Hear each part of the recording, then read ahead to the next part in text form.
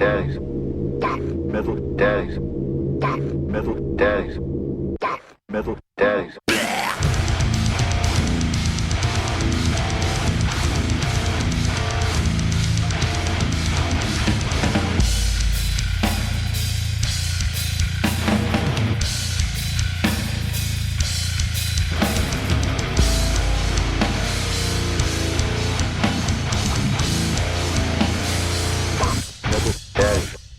Welcome back to Death Metal Daddies. My name is Jeff, Hi, I'm Silas.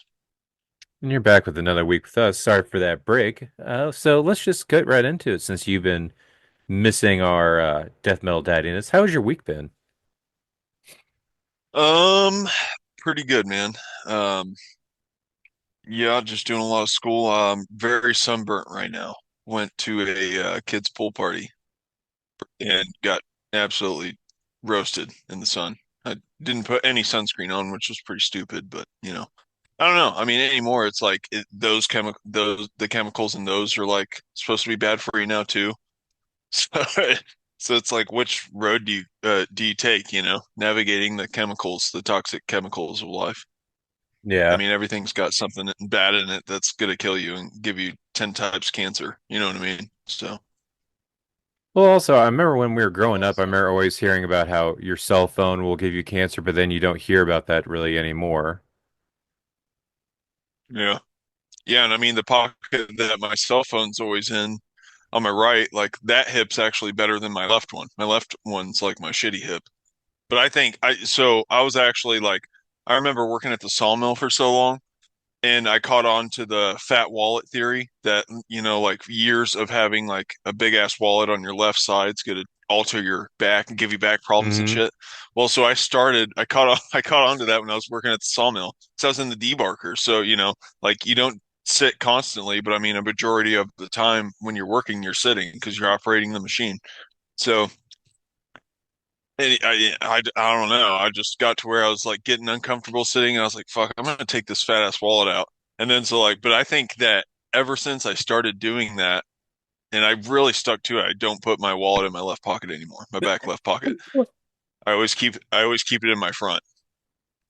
And Huh. so I don't know. I think it honestly kind of made my back problems worse though, which I've heard that I've heard that it can like give you back problems, but if you do it for too long, then your body's going to kind of get used to that position, and then whenever you stop doing it, then you've got to really fuck some shit up. But I don't know. I haven't gotten it Yeah. looked at or anything, so not not the smartest way to go about it, I guess. I'm just kind of out here wandering with a hurt back. Yeah, I've heard about that, about the fat wall kind of putting your spine or your back kind of out of a line. And I don't know. Yeah, I keep you my believe it? right pocket. I don't know, but I mean, I do notice it when I'm driving for a while. Like my ass will start hurting, my back will start hurting, so I'll just take my wallet out. But I don't know. I have too much shit in my front pockets. I don't want to. I like to be able to just put my hand in my pocket, grab what I need, move on. I don't want to have to shimmy past this thing to get to this thing, and I think the wallet's going to Yeah. complicate Ac- that. Right, yeah, having it in the front pocket is definitely challenging, especially with keys, and it becomes a pain in the ass in itself. But like honestly, my phone's the biggest pain in the ass trying to get out of my pocket. That thing's so big Yeah. and bulky. It's like, dude, they they make them so stupid now. Like they never like the pocket never evolved. Pockets have been pockets, like the same size pocket for so long, you know. Mm-hmm. I feel like we kind of need some like trip pant edition pockets, but like as the standard. So like your pockets actually go down to like knee length, and so you could just have all kinds of shit to store in there because we have so much more shit now. Or even like wide mouth pockets. Yeah. Yeah. Yeah, but I mean, you don't want it to fall out either. But Yeah, I don't know. Well, that was the big, thoughts of the week for me. I gotcha. Back pain and pockets. But Yeah. no, actually, come to think of it, I used to put my wallet in my right side, my back right side, not my left. And I would do cans of chew on my left. Hmm. So I had something in both sides for years, but then I started hearing about that, so I just took the shit out and I don't sit on anything anymore. So I don't know. Yeah, I do usually have something but in both pockets, usually like either AirPods or if I'm working outside, usually I'll put my phone in my back left pocket as well. Just so I don't know why I do it. I think it's just an instinctual thing. Like if I'm working on something, I don't want it to hit my front and then break the screen kind of thing. See, I feel like if it's in my back pocket, I'm going to sit down. My ass is going to crack it. That's what I mean, I instantly thinking about. there's always that chance. I don't know. I feel like Yeah. the weight distribution would, because your ass is more like malleable as opposed to like if something falls Yeah. on it directly. Yeah, true. I don't know. It can be pretty bony too. Like if I sit just right, I feel like I could definitely shatter a phone, Yeah. but I don't know. Modern day paranoia for you. Yeah. Well, anyways, yeah, so I guess basically not shit over here, man. How's your week been going? Super fucking busy. So since we've last talked, I did two weddings with Danny, back-to-back weekends. First one though, I was wanting to talk about because it was a Yeah. blast because the bride was from like central Missouri area, Lynn, but the groom Hmm. was from Canada, and his whole wedding party was from Canada, and it was all like rural Ontario, which I don't know if you've ever seen Letterkenny, but that Mm-mm. is the exact type of people that were there, and their accents were fucking hilarious. It was Nice. my favorite line was they were all because they did some tradition where they bury whiskey where they're getting married for 30 days, and they dig it up the day of and Oh drink it. wow. It's supposed to be like a good luck charm for good weather. So they dig it up. Huh. They're all pouring it in their flask, and they're about to drink. And one of them's not drinking. Danny's like, why isn't this one drinking?" And one of them piped up, "Oh, he has a breath. He has to breathe in some to start his car. He got an old fashioned Dewey. Even it's Oh true. damn. He's even selling shirts for charity." Oh wow. That's great. Yeah, so that was a Forced sober blast. chauffeur. Yeah, that was a that was fun. Other than that, lots of projects installed Annie's new light fixture in her room. Um, what else was there was a bunch of shit I did. Installed childproof stuff in the cabinets. Uh, got a Oh yeah. flat on my Corolla That's always fun. Monday morning, and I didn't have time to change it because I had to go to work. So I just been taking my Bronco and Oh, slowly getting it all fixed up. Finally done today. Um, nice. yeah. Other than that, so I'll probably just address the elephant room, and it's also going to kind of bring some new changes to the podcast. So, we were supposed to Okay. do the podcast last week, but I had to cancel of it. Mostly because so It's the to be listeners. yeah to be really honest, I kind of been going through a little bit of a depression state, but I've kind of Fucking gotten out of hate it. you all. Been going through a depressive state a little bit. Uh, just a mix of things. Nothing like sadness or suicidal or anything like that. Just have a little bit of More nihilism. like Just a little bit. What's that? midlife crisis, a little bit Yeah. Well, more just like, on what's the the point of edge. anything kind of stuff. And it's like, am I even enjoying most of the things I'm doing kind of thing. So that was kind of Oh, affecting the sure. podcast a little bit. And so with that, and talking with you offline, thought about doing some changes when it comes to it. So that's why when we're getting up to this up next part, the new releases, I'm really only going to focus on stuff that I actually was excited about. I would listen to. I'm not going to force myself to listen to something that I don't really care about. I might try to check it out a little bit, but I'm not going to sit there try to digest it and spit it out to everyone. If I didn't like it, I'll be forefront about it, or if I didn't listen to it, I didn't listen to it. And then also, I'm thinking of some new segments with some of this time off to kind of keep things more fresh to where we're not just going in here doing the same thing over and over again, going through the motions. Keep it fresh, keep it exciting. So that way it is Sure. still enjoyable and it's no longer just a chore. Stay excited. Do make this a fun thing that I love instead of just listening to The music fun for thing that you homework. hate. Yeah.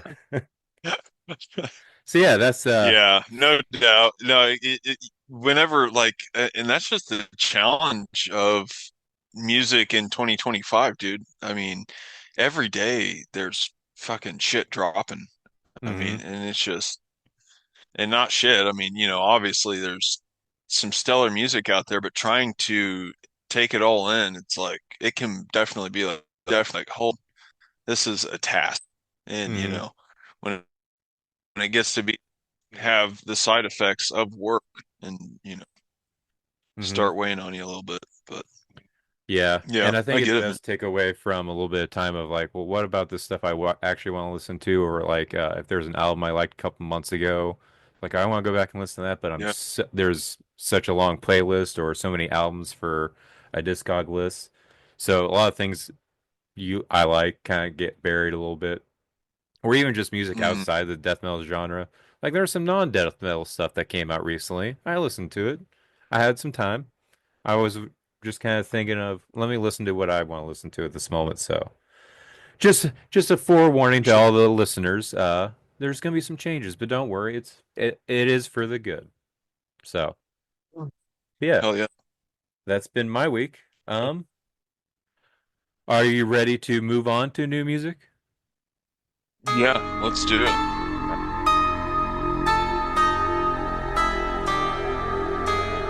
What are you guys listening to?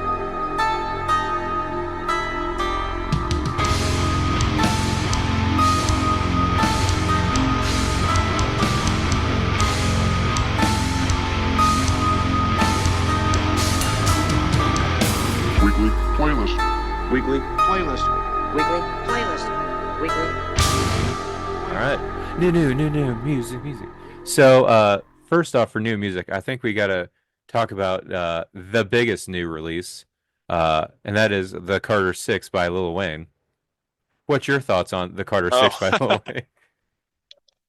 I have not actually listened to it yet. I really wanted to, but then I seen that there's like a song titled Peanuts to an Elephant or something like that. I was like, Yes. what? Skip them all and So, just go to straight to that. It's yeah. in all honesty, that song it made me think of you probably remember Dr. Carter from Lil Wayne 3 or the Carter 3. Um, uh, was that Carter 4 No, it was the third one. It or was where it's the scenario is he's a doctor. They bring him in like dying rappers and he's like rapping of how he's gonna fix them with like better flows, better rhyme scheme. And it's like, oh, good evening. uh-uh. Do you remember that one? I I don't I don't know if I listened to a lot of the Carter 3. I'm sure that I knew like the hits on it, but was that like a milli or around Yeah, that that time? was a Millie, Lollipop. Oh, okay. That had a lot of Yeah. big songs on it. Yeah, so I think I remember like those ones, but then I think I was more on Carter 4. Like, man, I was like obsessed with Lil Wayne around the Carter 4. I fucking love that album. I still really love that album, dude. I think it I is a gotcha. flawless album front to back. I gotcha. But I don't know.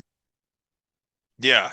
Anyways, yeah. So I don't know if I know the Dr. Carter song. Um, yeah, I think I'm thinking of one on Carter 4. But yeah, Yeah. is it good though, or Peanuts to Um, an Elephant?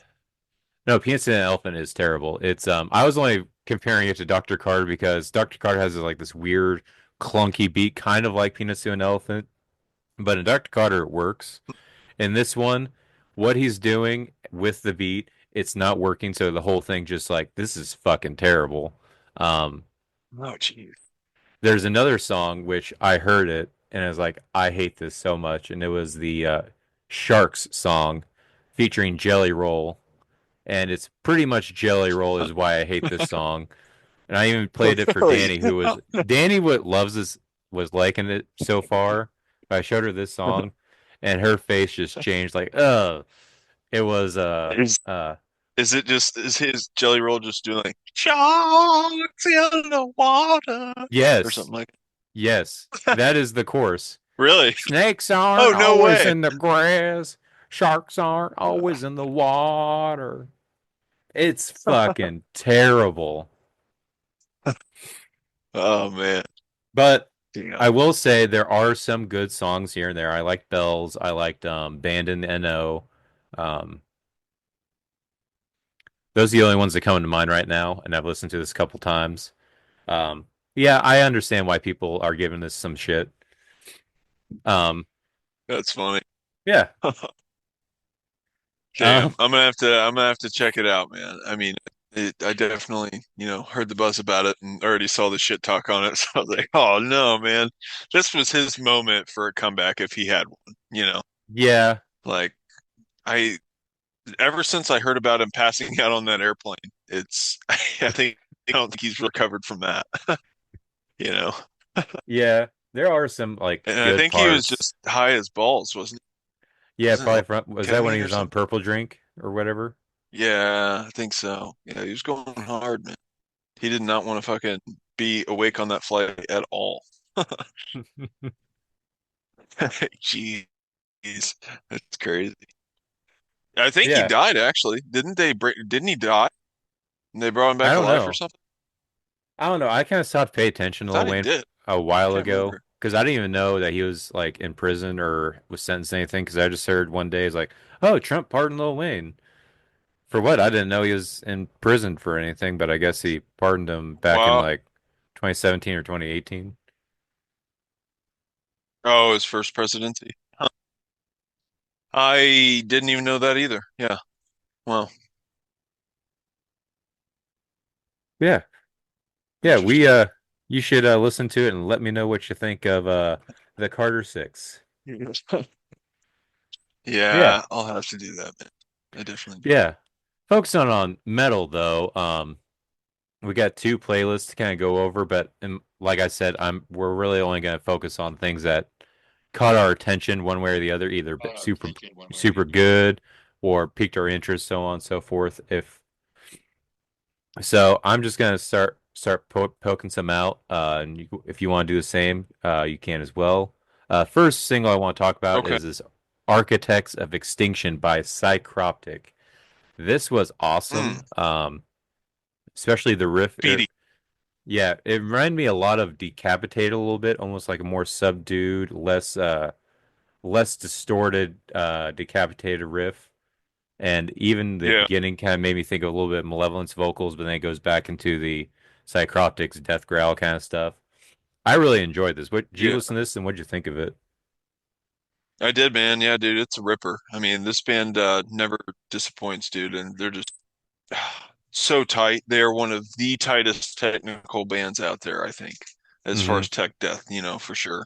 They're a prominent force of that genre, but I mean, it's just yeah, really insane. Um, really insane. Just I don't know the word that I'm looking for. It's insane. But no, it's cool, man. I dug it. I gotcha. And you know what? Like until we were doing the Decapitated Discog, I never really related those two bands, but I Hmm. absolutely hear it so much now. Yeah. Like they are pretty similar. It's crazy. Hmm. Absolutely. And that was Architects of Extinction by Psycroptic. Was there any singles that you have in mind that kind of caught your attention that you want to bring up? Singles? No, not really. I got you. You don't want to talk about Clouded Um, Retina by Signs of the Swarm? oh, okay. What pocket or what playlist are you on? I'm kind of going back and forth between 0529 and 0606. Oh, okay. See, I don't know if I downloaded the '06 one. I know I listened to it though because yeah. Clouded Retina, yeah, Signs and the Swarm, dude. Featuring Will Ramos.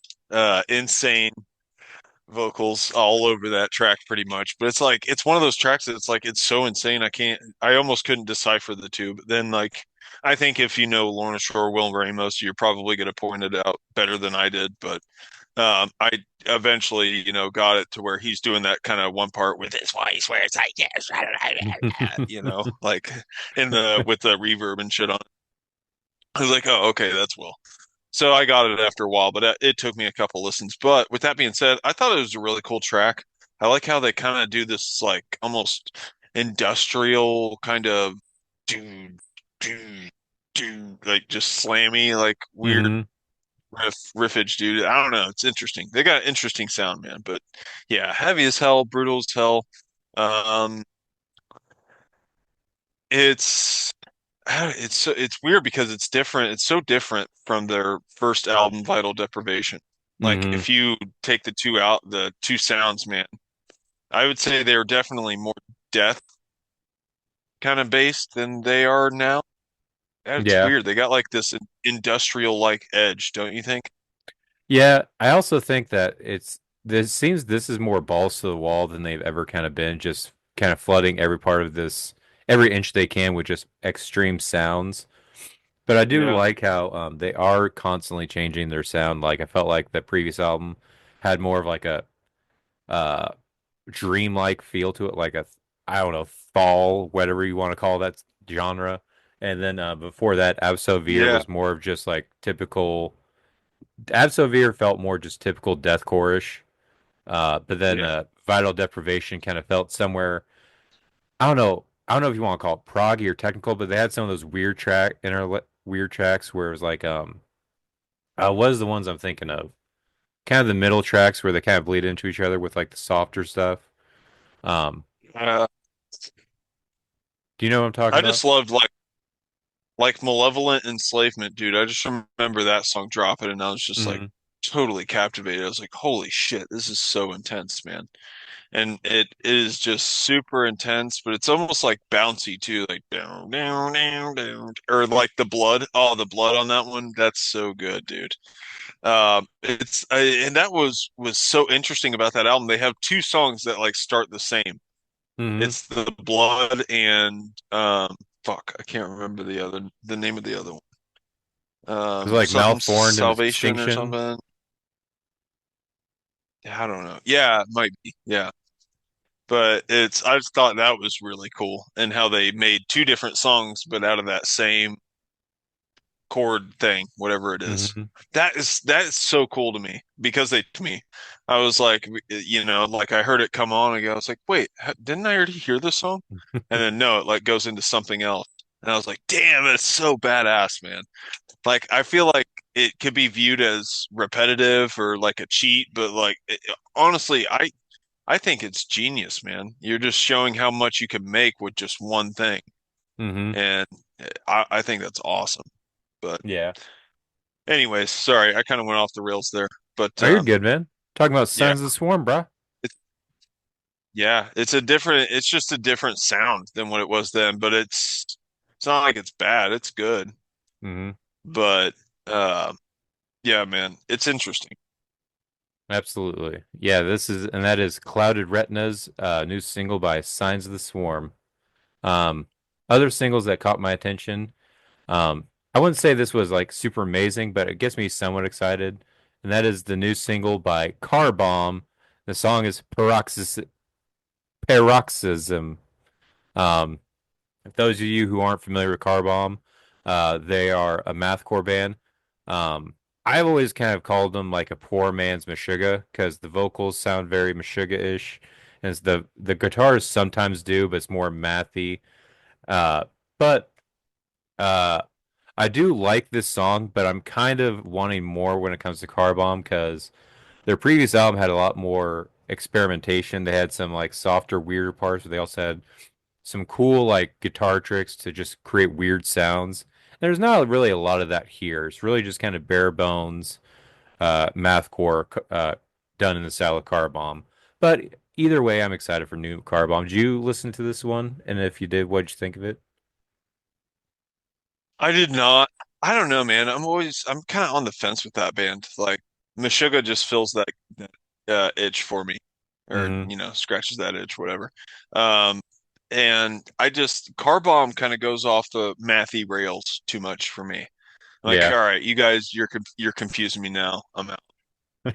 I don't know. I'm just like I want. There's parts where I'm like, damn, that's heavy as hell, but then they're like, do do do do do do do do do, and I'm like, what the fuck? What is this? It sounds like a program failing. It sounds like something crashing. It's like it's crazy. It's nuts. I mean, it's crazy timing, I guess, and it's insane skill to be able to do that shit. But for me, I'm just like, it just throws me off. I don't know. Yeah, understandable. Yeah, But that's I mean, this. cool tones.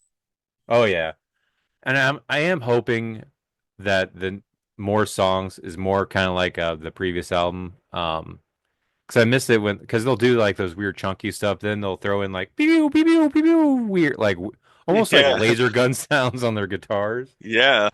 I love the weird sounds they can make on their guitars.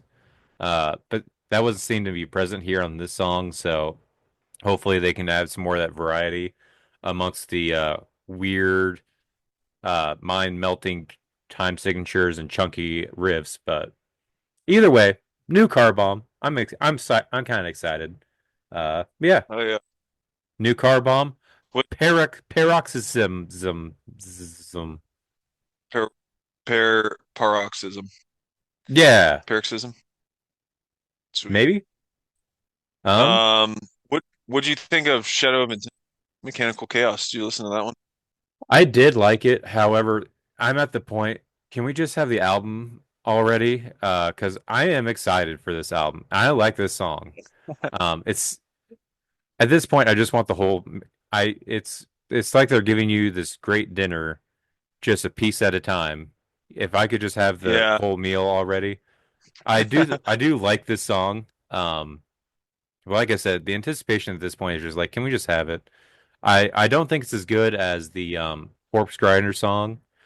For me, that's still like the peak of their singles they released. But it's I would say out of the four they released so far, this is about two or three. It's So what's the so flying bl flying the black flag was the first one? Is that right? yeah, yeah, it was that one. That's crazy. Feels like that came out so long ago.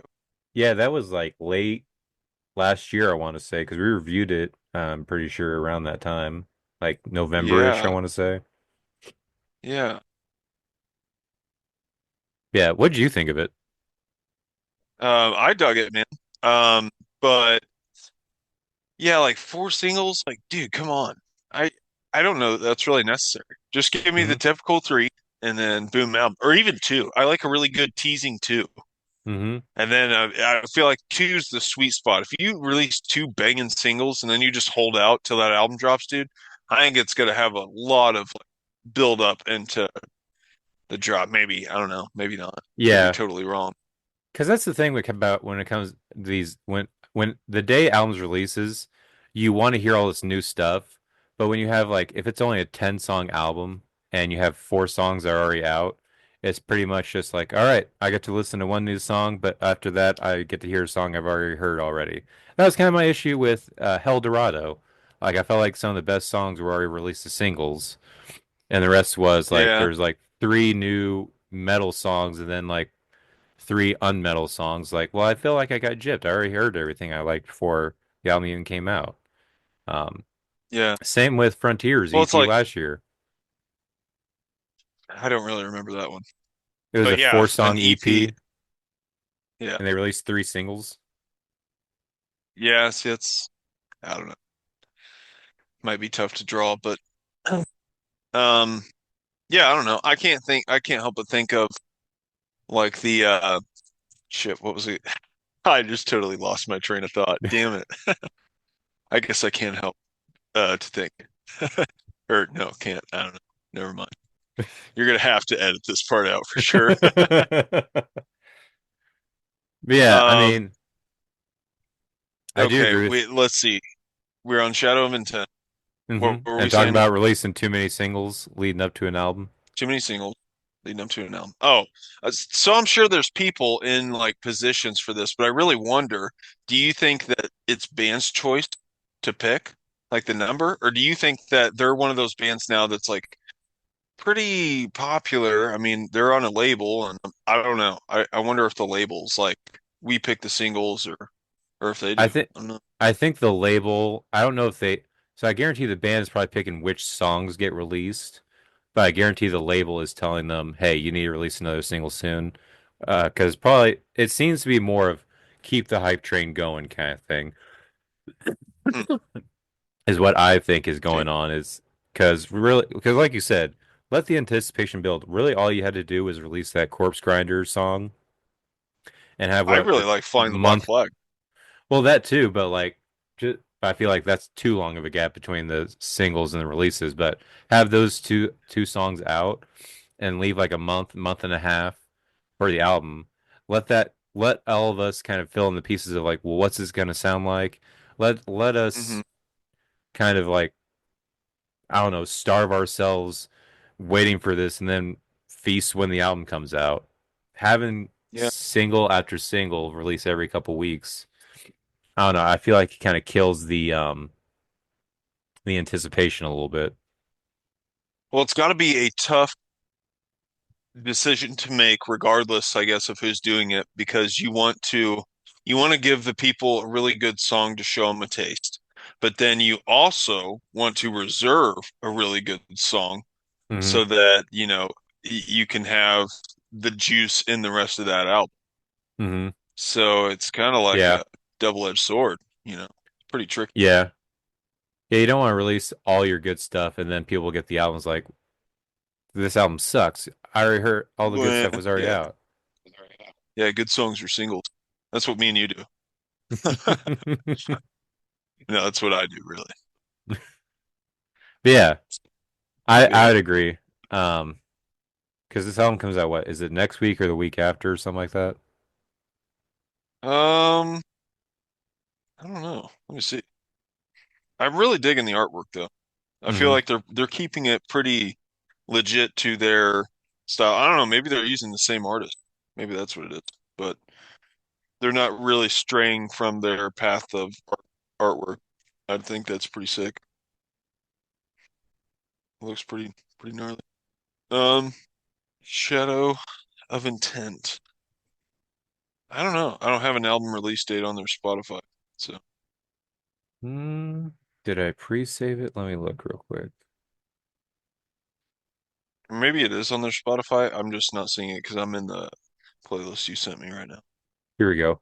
16 days drops June 27th, so the same day that Cryptopsy comes out. Ooh, Which I tough feel like they're competition. doing a good job of the releases. That's built anticipation, I feel like, in a great way. Oh, I hell don't yeah. think they should come out with any more singles. How many have they dropped? Just Two? the two. Three? Okay, yeah. Yeah, it's perfect amount, man. I'm so ready for that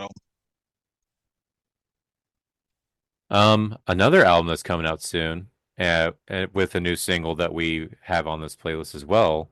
That's pretty exciting. That's this new single, "Still Nights" by Abigail Williams. Um, Oh, yes. I re-listened to this This is again good. tonight. It's so good. And I also feel like I don't know about you, but it feels like it's still Abigail Williams, still black metal, but this feels more death metal-y, feels more punchy, especially in the drums. But I Really also, aggressive. mhm, but I still love that guitar solo sound. It's just, Mhm. it kind of throws a curveball, but it feels so good in this song. What's your thoughts on this song? Yeah, dude, I'm right there with you. I think the song's so sick. Super badass, man. And one of the favorite parts of this band for me is his screams, dude. It's the freaking nail in the head. Like I love it, man. It's such a good high scream. Uh, and I know it's kind of, slathered in some reverb, but I feel like it's the perfect level for me. Hmm. It's a great black metal feel. And yeah, dude, this sounds super gnarly, super heavy, and yeah, just really aggressive. I'm happy with it. I love it. I'm really excited for this album. Hell yeah. I also noticed it sounds like I don't know if they've ever done this, but almost like there's like a background scream, kind of just almost like a chorus of "Still Nights" like in the middle of the song, which I'm not used to them Yeah, kind of it's almost doing anything like that. kind of like one of those, what do they call it? Gang vocal or something like that. Hmm. Yeah. Yeah. But yeah, yeah, that was awesome. Cool touch to it. Yeah. But I love, dude, I'm so excited for this artwork. Like the artwork here is just such a masterpiece. The dude Mm-hmm. painting, like the dude hanging, like, oh, I love that, man. It says so much in just a picture, Mm-hmm. Eller and Cantor. He always does dude. such a great job of like creating a whole story from just a still image. For real, man. So badass.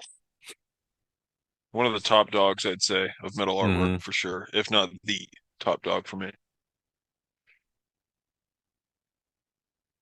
Are there any other singles you'd like to talk about? Um, uh, let's see. You said you're bouncing between playlists. Yeah. Let me see if there's some on this other one. No, I think we pretty much covered them for me. All right. I only have one more to talk about. Not much to say other besides I really like this song. And that is In Disgust They Shine, new single by Putridity. Um, Hmm. very exciting. Oh, that's one of the Coochie album covers. Is Yep, that one of right? the Coochie album covers. This band is still awesome, still does a lot of craziness and brutality. Very exciting. So excited for new Putridity, even though the controversy with the album art, but whatever. I love Putridity. So Hell yeah. excitement. Yeah. Are you ready to move on to full length albums? Yeah, dude, let's do it. All right, what would you say is your favorite album out of these two playlists? So I pretty much failed on the second one. Um, almost the entire playlist. But the first playlist, favorite album, Rivers of Nile by the Okay. band Rivers of Nile. I, dude, I love this album. I think it's really grown on me, man. It took a turn. Like I talked so much shit on this leading up to it, and I feel so bad because I find it so catchy. Um, I was really hooked on it there for a hot minute, like listening to it days in a row. But yeah, dude, I don't know. I think that the cleans in this are just super good. Um, really catchy. Really just stick with me, man. Um, there's just a lot of that in this whole album too. But the dude's got a great voice, sick tones on guitars. I love it, man. Suborbital Blues, really good song. Dustman, I thought was pretty badass. And House of Light is really growing on me too. Uh, I don't know, man. I find it so catchy. It's very singable. Um, sick album, dude, I think. I really liked it. I've seen some people online talking shit about the production, saying it's like overproduced or whatever, but I don't know. I don't know that I really get that. But yeah, I don't know. Did you listen to it, man? I listened to it a little bit. I wasn't feeling it too much. But I don't know. I think it's more of just this is a lot different of Rivers of Nile than the one I kind of it's so different than from Where the Owls Know My Name, which is what I was for me is peak Rivers of Nile. And at this point it's so different and also I'm not wasn't really into Black Crown Initiate, so I don't really have Yeah. that love for that Yeah, style he's of vocals either. right. I mean, and that's the swift turn with this band was recruiting that dude, Andy, and he's so unique that yeah, I mean, he's got a very unique just kind of style to his vocal. And that's what Black Crown prominently was. And yeah, we never really had that with previous Rivers of Nile albums. So it's definitely different than what it used to be.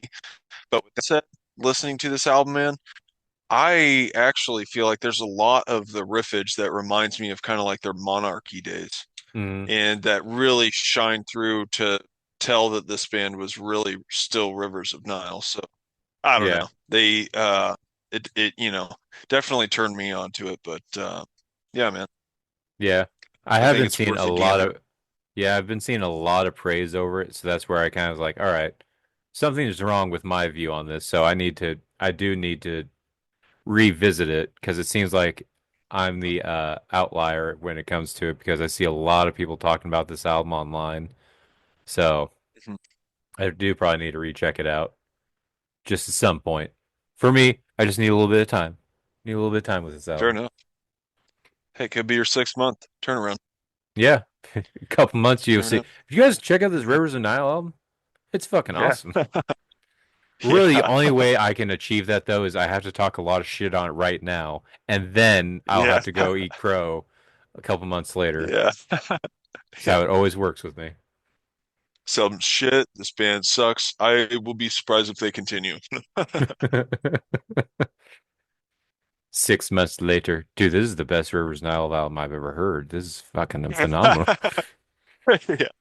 I mean, where was I when this thing dropped? Um, yeah, that's Rivers of Nile's self-titled album, Rivers of Nile. Check it out. Um, And so I for was I me, was sad I didn't continue down this playlist, mainly for the last one on here, which yeah, um, that is actually going to I'll be let you take my it away. that's my top album of both playlists. And that is the brand new but also sadly final album by Stray from the Path with their album titled Clockworked. I love this album. I've jammed it pretty much daily. Um, and it's not that it's a whole like it's not like every song is great on here. There are some that are just okay. But the songs that are good on this are fucking fantastic and filled with so much fire and energy, and I love it. There's always been somewhat of a political band, and there's a lot of politics on here, or even just social commentary on here, and I love it that much more. For that, starts off with Cubic Stare. We did reviewed that single when it came out. It still fucking kicks ass. You got Shot Caller, Hmm. which has a sick breakdown. And it seems to be about the what's the guy who shot the healthcare CEO, and it's more about just like Oh, taking Mangio, down those, Luigi. yeah, taking down those that are controlling the system, kind of thing. But here, the thing about this song "Shot Caller" that I love, and it's kind of prevalent throughout this album, is yes, I'm kind of tired of breakdowns like that in music. Like they can be cool, but I feel like too many bands rely on them. And for a band who does a breakdown every song on this album, they still find a way to keep it exciting and to keep it awesome. And Shot Caller is a great Hell yeah. example of it. They also got the title track with the listen, don't think, don't fucking question just repeated over and over again. It's the chorus, it's the intro. It features Landmarks singer who I don't know, but when he came in, I thought he was speaking Spanish for how fast he was going. He was very Oh, pronunciating, but I couldn't understand a word he was saying. But either way, awesome. Um, Bodies in the Dark, kind of more of a groove, darky, moody song featuring Jeff Morea from Poison the Well. Loved it. Love his vocals on there. Um, then the last three songs, all awesome, all pretty specific on what they're talking about. Like, Can I Have Your Autograph is talking shit on Draymond from Disturbed for oh wow. signing one of Israel's bombs right before they dropped it on Palestine. Uh, so that's what that Wow. song's about. Um, then You're Not That Guy, talking about again, this is more super political, talking about someone acting super macho because they went to a Trump rally and then being an asshole to everyone. But what I love about this song is the South Park reference in the ending, which is "I'm not your buddy and you're not that guy, pal," from the Canadians episode. Oh, that's awesome. But Always the love a ending, South Park. the ending, "A Life in Four Chapters," reminds me a lot of Dillinger Escape Plan's Disassociation song, kind of like a goodbye to their fans kind of thing, uh, and kind of a recollection of everything they've done so far lyrically. So I think this is a great send-off album. It's not perfect, but this album is a fucking banger, and I love this album. Check out Clockwork by Stray from the Path. I highly recommend it. Hell yeah, man. I feel like I'm probably gonna be talking about this one next week because I failed to listen to it this week, but yeah, man, that got me excited to check it out for sure. And then seeing the title, "Fuck Them All to Hell."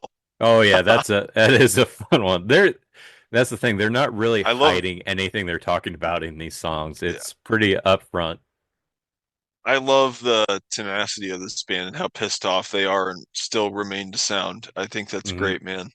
And it's just such a genuine sound with this Hmm. band. Like they make you believe that they are pissed off. So Hmm. I think that's really cool. But I'm excited to listen to this one, man. Yeah, it's very exciting. We'll probably talk a little bit about this band more when it comes to the metal news part. Because with this release, there's some other news, but we'll get to that on the news section. Um, was there any other releases that kind of caught your attention? Yeah, so The Haunted dropped a new album Hmm. after years of like a hiatus type deal, right? I want to say. Yeah. Uh, I don't know a ton about this band. I've listened to some of their stuff of the previous years, and they got some really cool shit. But this one I liked, man. There was one song that I want to say really ripped. Uh, Death to the Crown, I think it is. It's just a fun, like, kind of sounds like a mosh jammer, dude. Which, like, this band kind of, they're kind of one lane, they don't really change it up crazy. It's definitely like a fast pace, just kind of like circle pit jams is like what I think of when I think of the Haunted, man. But this song, Death to the Crown, it's just fucking that traditional Haunted kind of circle pit sound, man. But it rips, dude. It's super badass. I don't know if you checked it out, but Death to the Crown by the Haunted. It's a badass song on this new album. So, yeah, that was one I wanted to highlight. I gotcha. Yeah, I didn't get to this one, but I did add this band simply because the name sounded familiar, and I remember seeing they had some album art with like a uh, X-ray of like a spine or something or someone's neck. I just know they're an older Mhm. band, and this looked like it was their return, so want to put that on here. What's this called? Songs of Last Resort by the Haunted. Yes. Uh, Yeah. yeah, check out the Haunted's Song of Last Resort. Oh yeah. Um, Other albums I wanted to highlight is Pillars of Cacophony that I think your buddy was it Sean that recommended this one? Sean. Yes. Is this like the Polyphy or whatever Yeah, band? Or no? yeah, Paralipomania. Yeah. This was pretty cool. It kind of sound wise, it reminds me somewhere between Blood Incantation and Imperial Triumphant, especially on the song 4 Degrees Celsius. Starts off very Imperial Triumphant-ish, very Yeah. almost like the strings are made of steel and they're just playing on these like ding ding ding ding dings kind of sounds, but it works Yeah. so good and it Yeah. has still has that blood incantation kind of vibe going on in this album. I actually pretty I enjoyed this one. Did you check out this one? I did, man. And they've got a lot of different shit going on, and that's what kind of kept my interest. But the vocals here, dude, are so brutal. I love the Hmm. vocals. Yeah, it's super sick sound. Definitely a lot to digest, but yeah, man, check it out. Kind of technical shit. I don't even know what you call this. Definitely obscure. Hmm. It's cool, man. They got a Hell gnarly yeah. sound. Do you have any more albums you want to talk about? I don't think so, man. I think that's I it for gotcha. me. I can I'll talk about just one more, just so I can have one more album on this new playlist. And this is something I've kind of been talking about for a while. It's okay. It's not super amazing. But that is this new album by Gruesome, Still Echoes. Um, Mm. if you like death, like old school death, you'll like this album. That's the whole point of this band is to kind of capture that sound. This is the side project of uh what's that fucking band? Exhumed. This is Exhumed's side project. Oh, Um, okay. there's some good songs on here. We covered some of them, like we covered A Darkened Window. Pretty good song. I would say though, my favorite would would be the title track, Still Echoes. Awesome riff. It's awesome when they syncopate the riff with the bass drum kicking. It kicks hard. Oh, Silent Echoes. Oh yeah, Silent Echoes, not Still Echoes, not a Lamb of God song. Silent Echoes. Yeah, yeah. Awesome. It's pretty good. That song's awesome. Darkened Window's awesome. Check out Silent Echoes by Gruesome. Did you check this one out? I did not. I got you. It's like I I said, didn't catch a lot on this.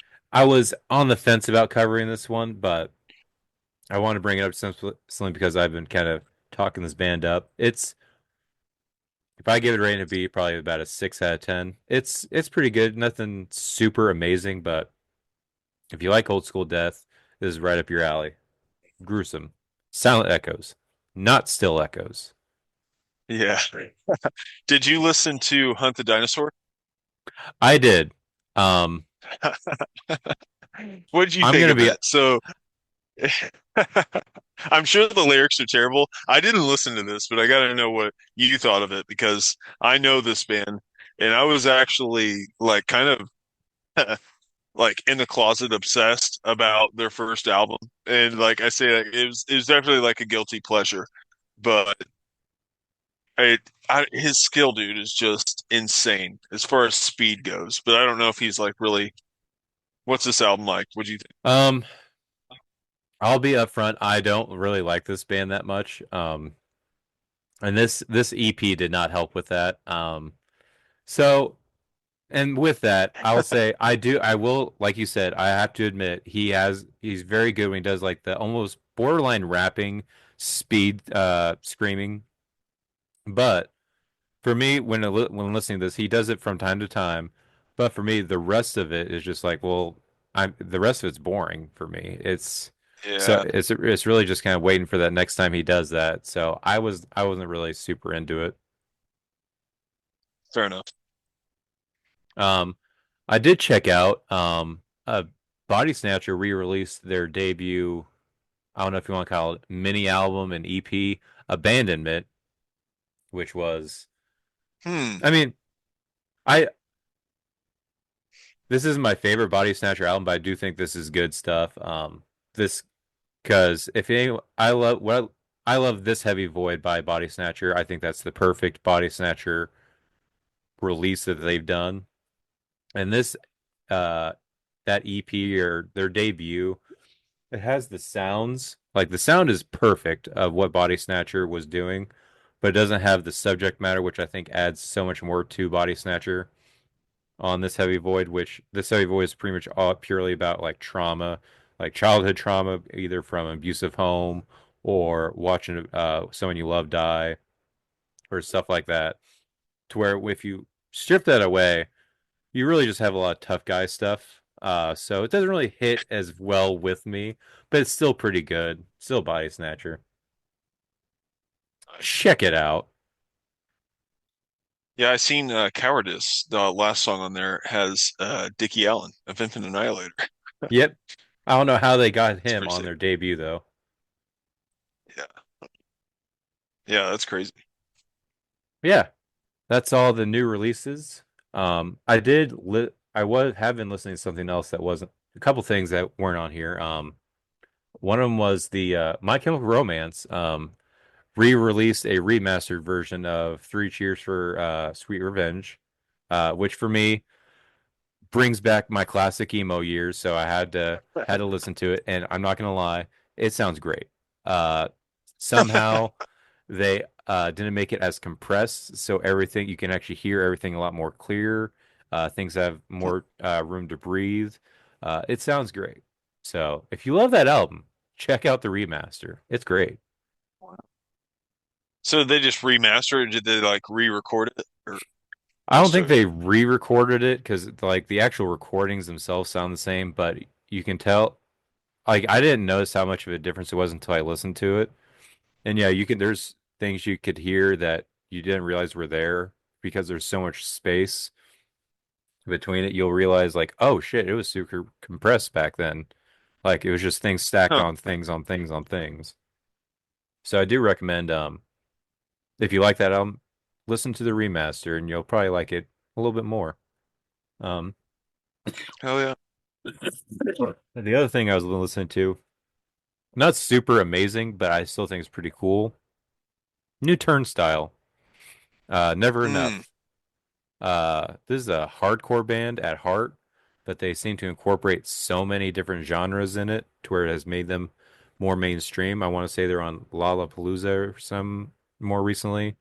I even saw a video where James Hetfield and Rob Halford were side stage to watch Turnstile and were banging their heads. Like they are a Wow. popular, again, becoming a popular band playing hardcore, but Damn. I don't know. It's a cool vibe. It's a happy hardcore vibe. I don't know how to explain Turnstile. I recommend everyone check Fair out enough. Never Enough.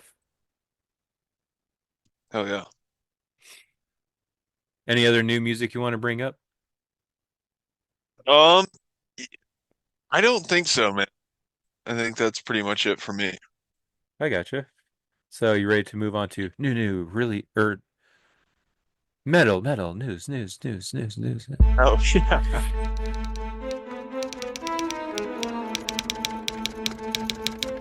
Metal news.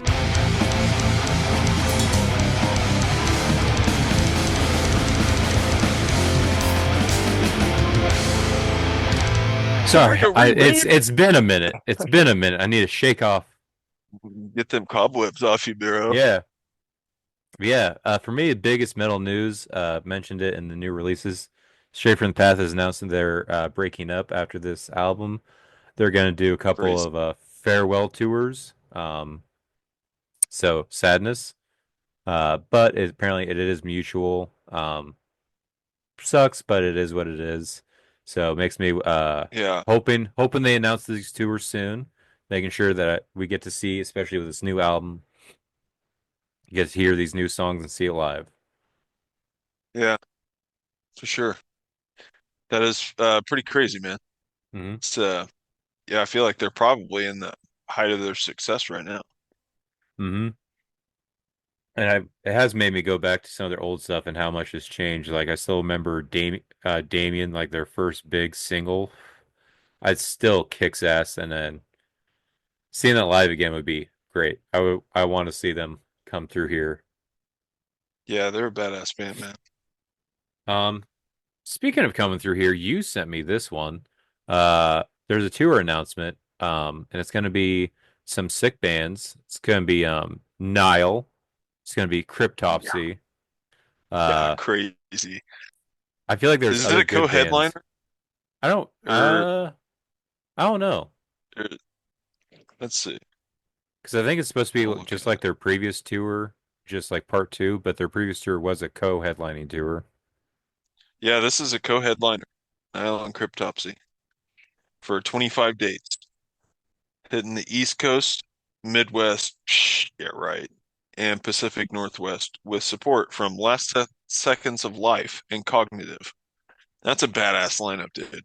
Yeah, the only thing that sucks is they don't go any more south than I think Des Moines, Iowa. Yeah, right. That's the big warrant of this whole tour. Yeah. Why you gotta do this to Il us guys? Illinois, like where, okay, Belvedere, Illinois. I've never It's seen near that on a tour. Chicago. Oh, is it? Okay. Is there a Montana date on there? Billings, Montana. That's fucking bullshit. I'm just gonna point this out. So Hmm. Danny is going to go do a photo shoot in Montana in a couple weeks. And I What? was starting to get a little set like jealous, like, oh, she's going there when Dragged into Sunlight is going to Montana. I was like, you could go see Dragged into Sunlight. They never tour. And then I looked at where they were. It was like 300 miles away. I was like, it wouldn't happen. But I looked at the population of where they were playing in Montana. This is a town of 50,000 people. What the fuck are we going to Montana for? There is all these cities Wow. out here, but you're going to why are all these bands going to fucking Montana where there's almost no one? If you're a listener and you're in Montana, I'm sorry, but it's the truth. Like, what are we doing? And Yeah, why that is is pretty crazy. Chicago, does Chicago, Belvedere, and where was it? There was like three cities that were within like 3 hours of each other on this tour. And I thought that was the dumbest thing ever. Why are you doing this? Who sets up these Well, apparently, tours? apparently we're not the only ones talking shit on it. The first two comments is no Texas, okay dates, bruh. And then the second one is stoked, but the Oriental is the worst venue. Someone's bitching about a venue. That's hilarious. That's when you know they really fucked up. Damn.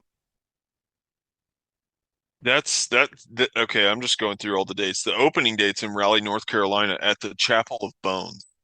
That's a fucking awesome title for a venue. Yeah. That's Is like that one where of the Niall's from? coolest titles. North Carolina, maybe. Might be I right. think he's from North Carolina. Kicking it off in his hometown. That'd be pretty sick. Yeah. Um, But yeah, so badass tour that we don't get to be a part of or yeah. witness. But you know what?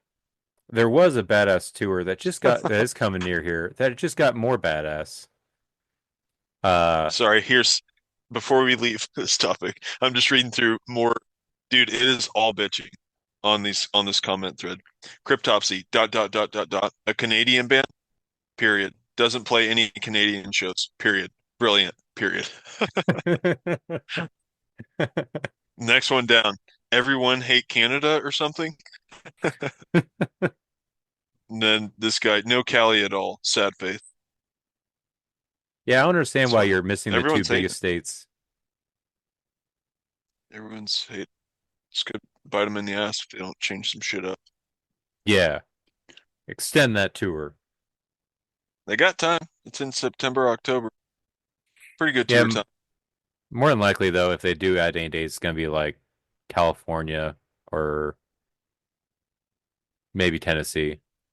Like they probably don't want to go too far their way, but they also want to get the most bang for their buck. Right. Um, but yeah, there is a tour that's coming through here that just got even more awesome. And Tell me about it. that was the Cannibal Corpse Municipal Waste Fulci tour. They decided, you know what, this is already an awesome tour, but it's not awesome enough.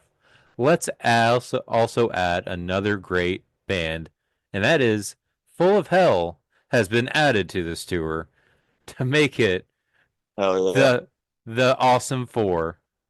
I don't know where I was going Yeah. with that title, but Full of Hell is going to be joined on this tour I was already wanting to go to. Fuck The Awesome yes. Four tour. Cannibal Corpse and the Awesome Four. Or or no, I how, guess it'd be the Awesome Three. how fortunately I'll be able to go. How fortunately. Fortunately. But Oh yeah. yeah. That's gonna be a cool tour. Oh yeah. When's the Sick date? bands. When's the dates on that? I want to say, I actually think I'm gonna have to go to a different day because want to say the day they are coming is the day after the Lorna Shore tour in St. Louis. So I want to say it's like September 29th or 30th. Shit. That's gonna be tough to pick from, but I feel like I'm gonna be probably only be able to make it to one. Well, probably gonna We'll go. see. They go to Little Rock, Arkansas. And it's like October 11th, I want to say. So that gives me a little bit of time, a little bit of a buffer. Hmm. So I'll try to go to that one. Um, Other than that, I don't have any other metal news. Do you have any more metal news you'd like to add? I was just gonna say, speaking of Infant Annihilator, I saw that Dickie Allen brought his kids on stage to perform Necrogoblicon with him. I did I see thought that was that. pretty cool. Yeah. I was like, that's Keep. crazy. I didn't even think that that dude had kids. So, Yeah, he is a like, death wow. metal daddy as well. Yeah, shout out. Cool. I do That's wonder awesome. how was the delivery room in there when they were giving birth? Like if the nurses was like, "Are you excited to be a father?" Absolutely. I want to hold the little baby. Oh, okay. What do you do for a living? I'm a singer. Oh, who do you sing for? Infinite Annihilator. You ever heard of us? Yeah. I wonder if he tells people. I don't know. That's That definitely would be weird to bring up to the family too. Bringing up to the baby mama that or the baby mama's parents. Like, oh yeah, Yeah, my baby daddy's in my a husband, band. yeah, my baby daddy just got 1 million views on YouTube. Really? What's that, sweetie? Infant Uh, Annihilator. it's for a song "Soil the Stillborn." It's really Yeah. catchy. It's about What life. video? What video is it where they're doing all like the erotic? Oh, Three Bastards. Yeah, the most ridiculous song ever with the most ridiculous video. It's got to have tons of views. Yeah. That's all. Oh, there was one more metal news. I think it's real. I don't know. This band likes to troll a lot, but I want to say this part's real. Born of Osiris, um, Oh has yeah, on the parted search. ways. Yeah, they have parted ways with their longtime guitarist, Lee McKinney. Yep. Is that his name? Yep. Yeah, they have parted ways. They are no longer together. Yeah, and it's they're like doing open auditions, man, for they're just taking whoever can play the shit, I guess. So, I Yeah. mean, you got to be So, pretty damn skillful to play that. yeah. I do wonder though, because I know they've made jokes about they're going to break up soon, blah blah blah, whatever, or they're breaking up, blah blah blah, and it's been more trolling stuff. But I do wonder at this point, are you guys going to break up? Because who's the original members anymore? You got the lead singer and the drummer. That's all I know of anymore. Well, so what's crazy, dude, is I saw the drummer Cameron Lowe. I think that's how you pronounce his name. I'm not sure, but he's like written the songs. I didn't know that Hmm. on guitar. Like he's got tutorial videos of like the guitar work of the songs. I'm like, what the fuck? I totally did not know that. So I think he's actually labeled as like a composer of Born of Osiris. Hmm. So that almost tells me that yeah, as long as he's still, writing Yeah. or I guess alive, Born of Osiris is probably going to remain to be a thing. I also wonder because I know this band's always had a weird dynamic. Because I know they used to. I don't know if they still do it, but they used to all just live in the same house. Like they, Yeah, like the MTV Crib thing. yeah. So that makes me wonder, like, when it comes to these lineup changes, how does that work? I don't know. Oh, I don't. It's hard to say if that was like truly legit or not. I don't know if I really believe that. Was it MTV Cribs or was it like their own video that they It like was their own released? video, I'm pretty sure, because I don't think they were big enough to be on MTV at that point. Yeah, yeah, I think you're right. But I don't know. That could have just been like a 1 year house rental or some shit. Hmm. That I mean, I don't know. I don't know. Jason I Richardson's room looked like he had been living in it. Oh really? I don't remember it too well. I don't know. I mean, I'm sure they were probably yeah. That was like around the discovery, wasn't it? Yeah. Because also, if it was true, how does that work with five people? Because who officially owns the house? Yeah, that's what I'm saying. I don't know, man.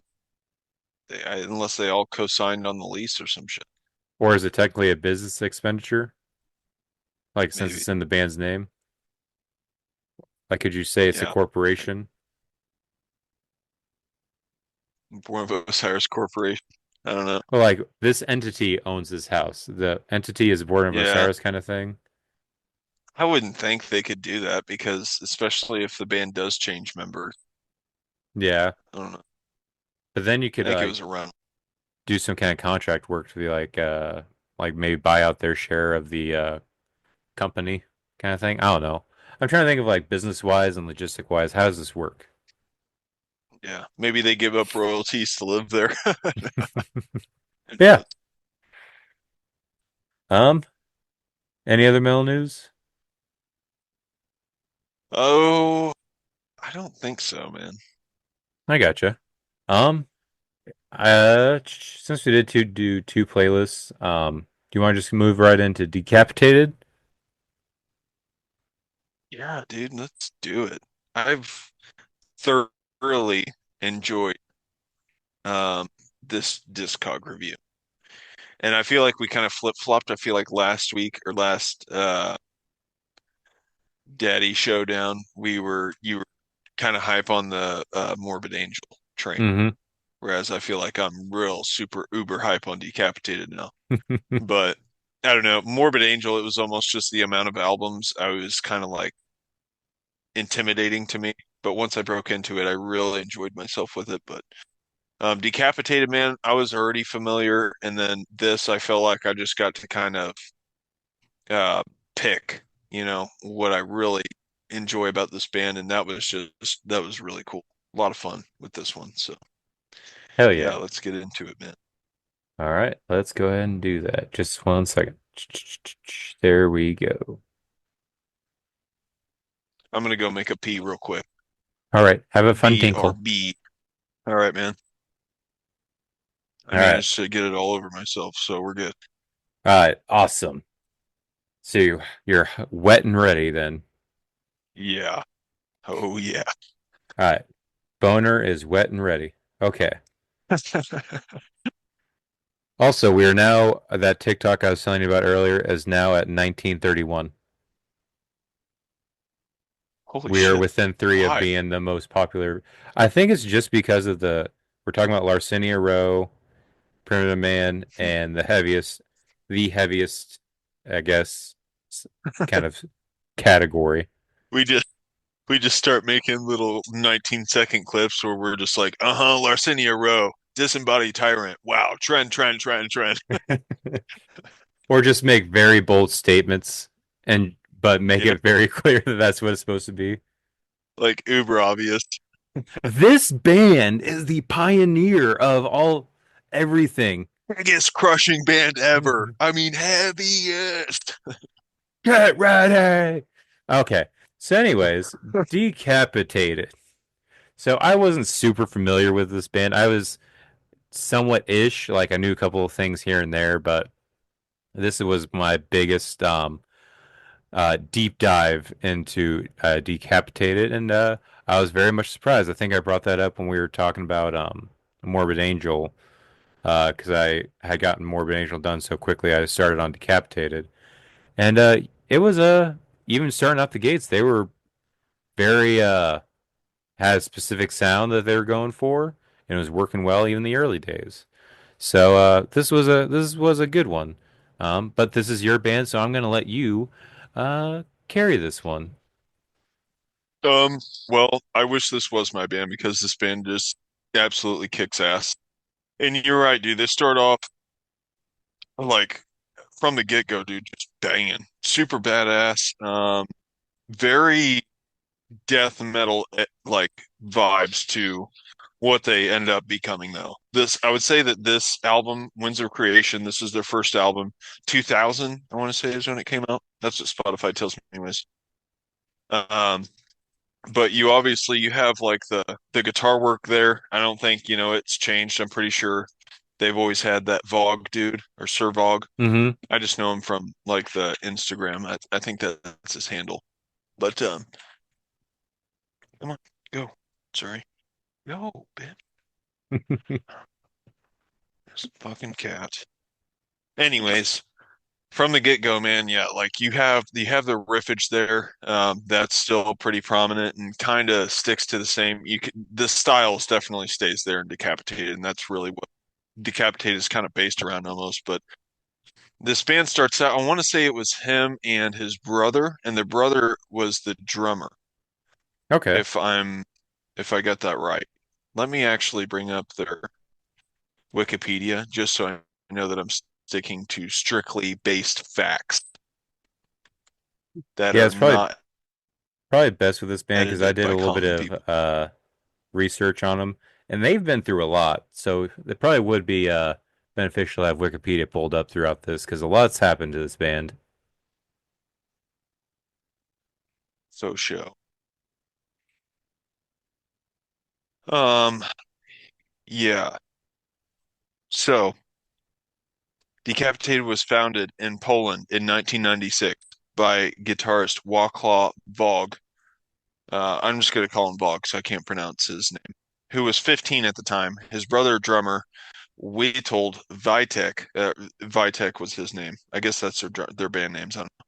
Who was 12 years old, and vocalist Sauron, who was 16. And 1 year later, bassist 13 joins the band. They released its first demo, Cemeterial Gardens, in 97, second demo 98, and then they signed Yada Yada and debuts Winds of Creation. So by the time their debut Winds of Creation comes out, that's 4 years later. So Vogue was 19 when he recorded this album, wrote and recorded. Man, that's insane. And his younger brother was 16. 16. Holy shit, man. That's insane. This is a 16-year-old drummer on this album, Winds of Creation. Just absolutely nuts, man. Uh, I did not know they were that young, but what a badass album, man, for some kids, really, Hmm. teenagers. But damn, dude, that's so cool. Um, yeah, starts off with a really good album. One of my favorite tracks, Humans Dust. Um, it's just got, I want to say,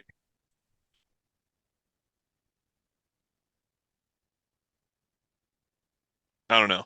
It's just got their signature riffage. I highlighted this album listening to it. I don't know. I liked it, but this album front to back is a really good one, man. I think I'm gonna give this a 8.3. Okay. Um, yeah, this is very impressive for a debut. Not only a debut for such a young band. I didn't know they were this young, and you kind of bring that up, kind of makes me think very similar to like Joffrey Cowboy because I know there was always commented about how young they were. I didn't know Decapitated was as young when they were started out. But this is especially for all those, this is an amazing album for all those. Starts off great with Winds of Creation. It's the opening track and kind of sets the tone for really Decapitated sound in general. It's the very low, chuggy guitars with some technical riffs over top. That's very clean and very because of the lowness of the chugs, the highness of the technical parts pop that much more. Really gets a great sound for this album, especially on a debut in 2000. Doesn't This sounds more like mid 2000s, late 2000s. Very good production. Eye of Yeah, dude. Horus, Ways to Salvation. This is a pretty good album. I'm probably gonna give this probably a lower rating, just because I think there's better albums in this in their discography. So I'm probably gonna give this like a still a respectable 6.9 on this one. What Fair was enough. yours? Point 3. 8.3? Yeah. Good luck mathing that one. 15.2? Sure. Hell yeah. Oh, I and gotta one say, thing man. before we Okay. move on to this the next one thing I forgot to bring up. I love that these first three albums, each of them have a sick cover song at the end of the album. Like this one has Mandatory Suicide by Slayer at the end of it. And the next album Oh, has okay, yeah. Suffer the Children by Napalm Death. And then after that, it's Lunatic of God's Creation by Deicide. Awesome. I wish that they would do that. They would have kept that going. But for these early I didn't albums, even know I those love were it. covers. Oh, yeah. It's sick. Damn, that's awesome. Okay, that makes sense because I was thinking, I was like, damn, mandatory suicide. I thought that sounded familiar, but I could couldn't figure it out. So shame on me. Oh, you're good. That is cool though. Hell yeah. Winds of Creation. Up next. Oh yeah, what I was gonna say though is this band, I think after listening to this, listening to their discography, I think that they gotta be one of the OGs of tech death. Would you say? Hmm. Like dropping Yeah. this in 2000 Yeah. when Especially you're a for fucking this teenager, brand. man, that's This crazy. brand, I Yeah. would say, brand of tech death, I would say yes, they are the pioneers because I feel like there was a little bit of tech death before them, but it was not the same tech death we have nowadays. Like the tech death before was like death, atheist, pestilence, and stuff like that. But no one really tech death bands don't really try to sound like them. It seems like they're trying to stay. more tech death bands nowadays try to sound more like Decapitated nowadays. That's the longevity of the sound when it comes to Decapitated. Yeah. I think that this band took the tools from bands like that, like Death, but they definitely came out swinging with their own thing. You know what I mean? Hmm. And I think that's just so cool. So cool Yeah. to hear too. Um, but yeah, anyways, up next, we got a sick ass album. It's often touted as their best in their discography. I've seen by other people, Hmm. but this is Nihility in 2002. And hell yeah, dude. I mean, what a badass album. Hmm. I, it just got like they got so much better just from the last one to this one. It's one of my favorites when I listen to this band. Obviously you got Spheres of Madness, possibly their biggest song in their entire discography, possibly. And yeah, it's one of my favorites.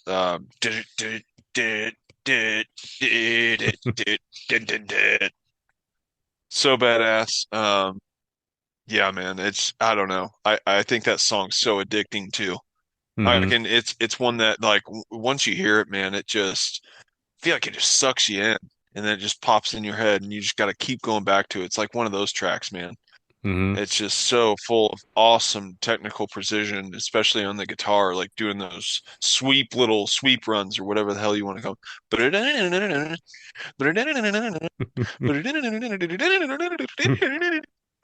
I love that, dude. It's so cool. But yeah, so for those reasons, man, this is gonna be high up there in the list for me.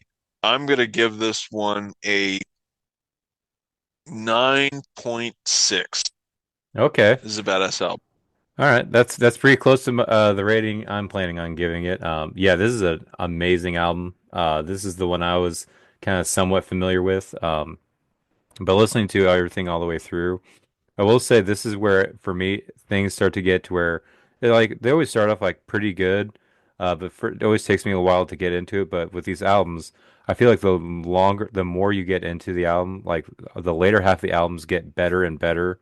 And this is one of those albums that does that to where if you like De Perfect Dehumanization, the opening track, you're gonna be in love because every song gets better.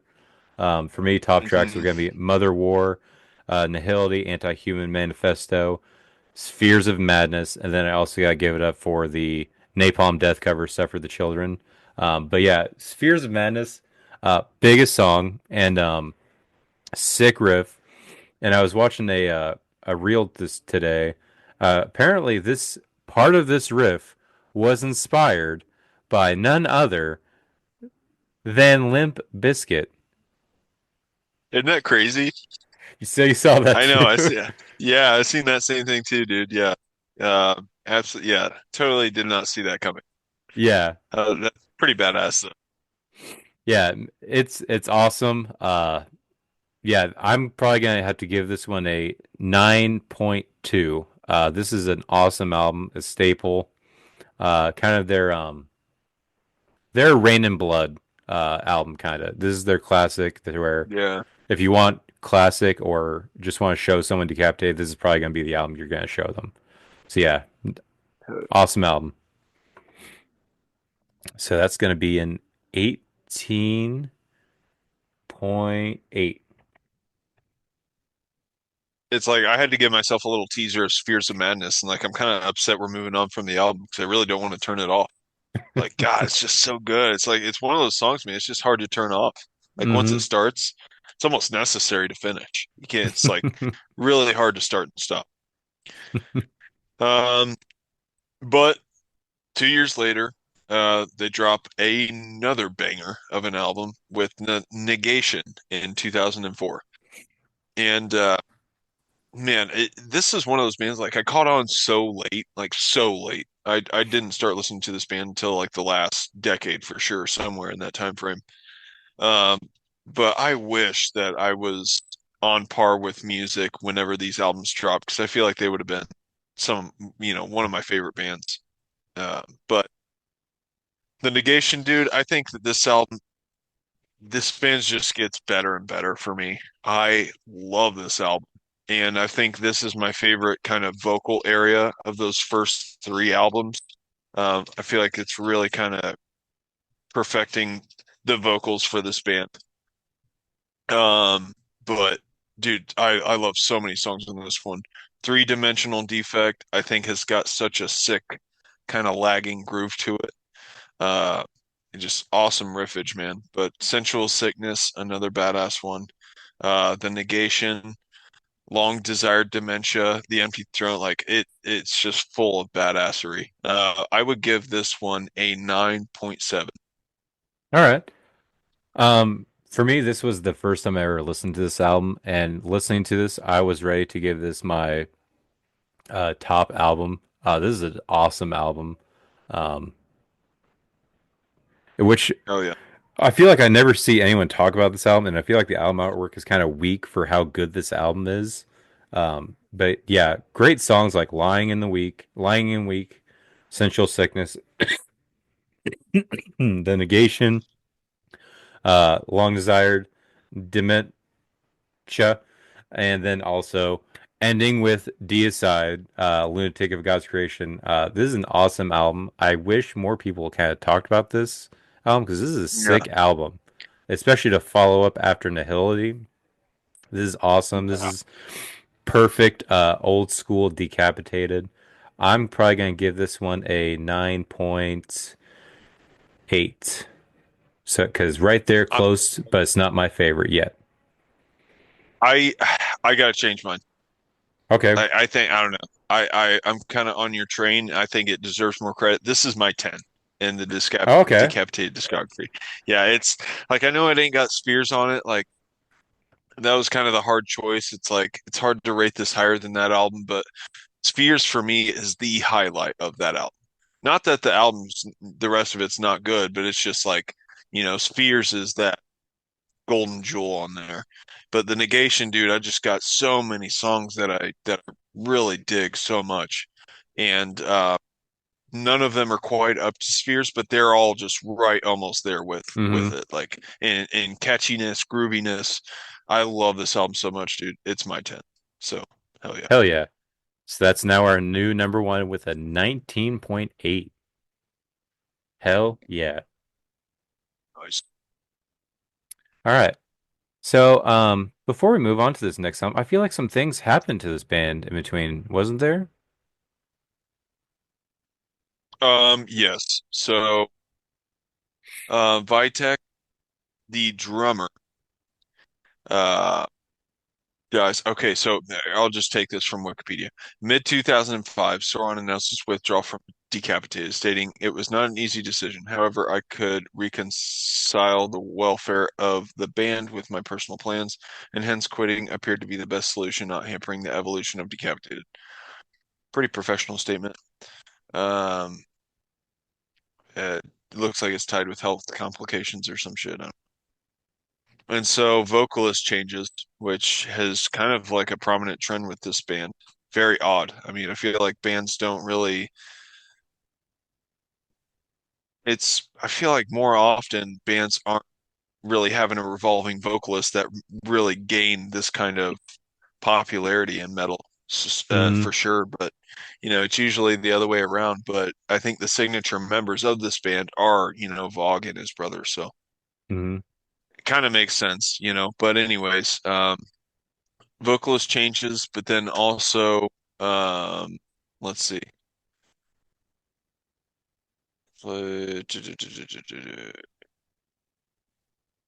Oh yeah. So on October 28, 2007, the remaining three band members were involved in an automobile accident that injured Vitek and Koven. Their tour bus collided with a truck carrying wood near the border from Russia to Belarus, and Vitek died on '07, on November 2nd, at the age of 23.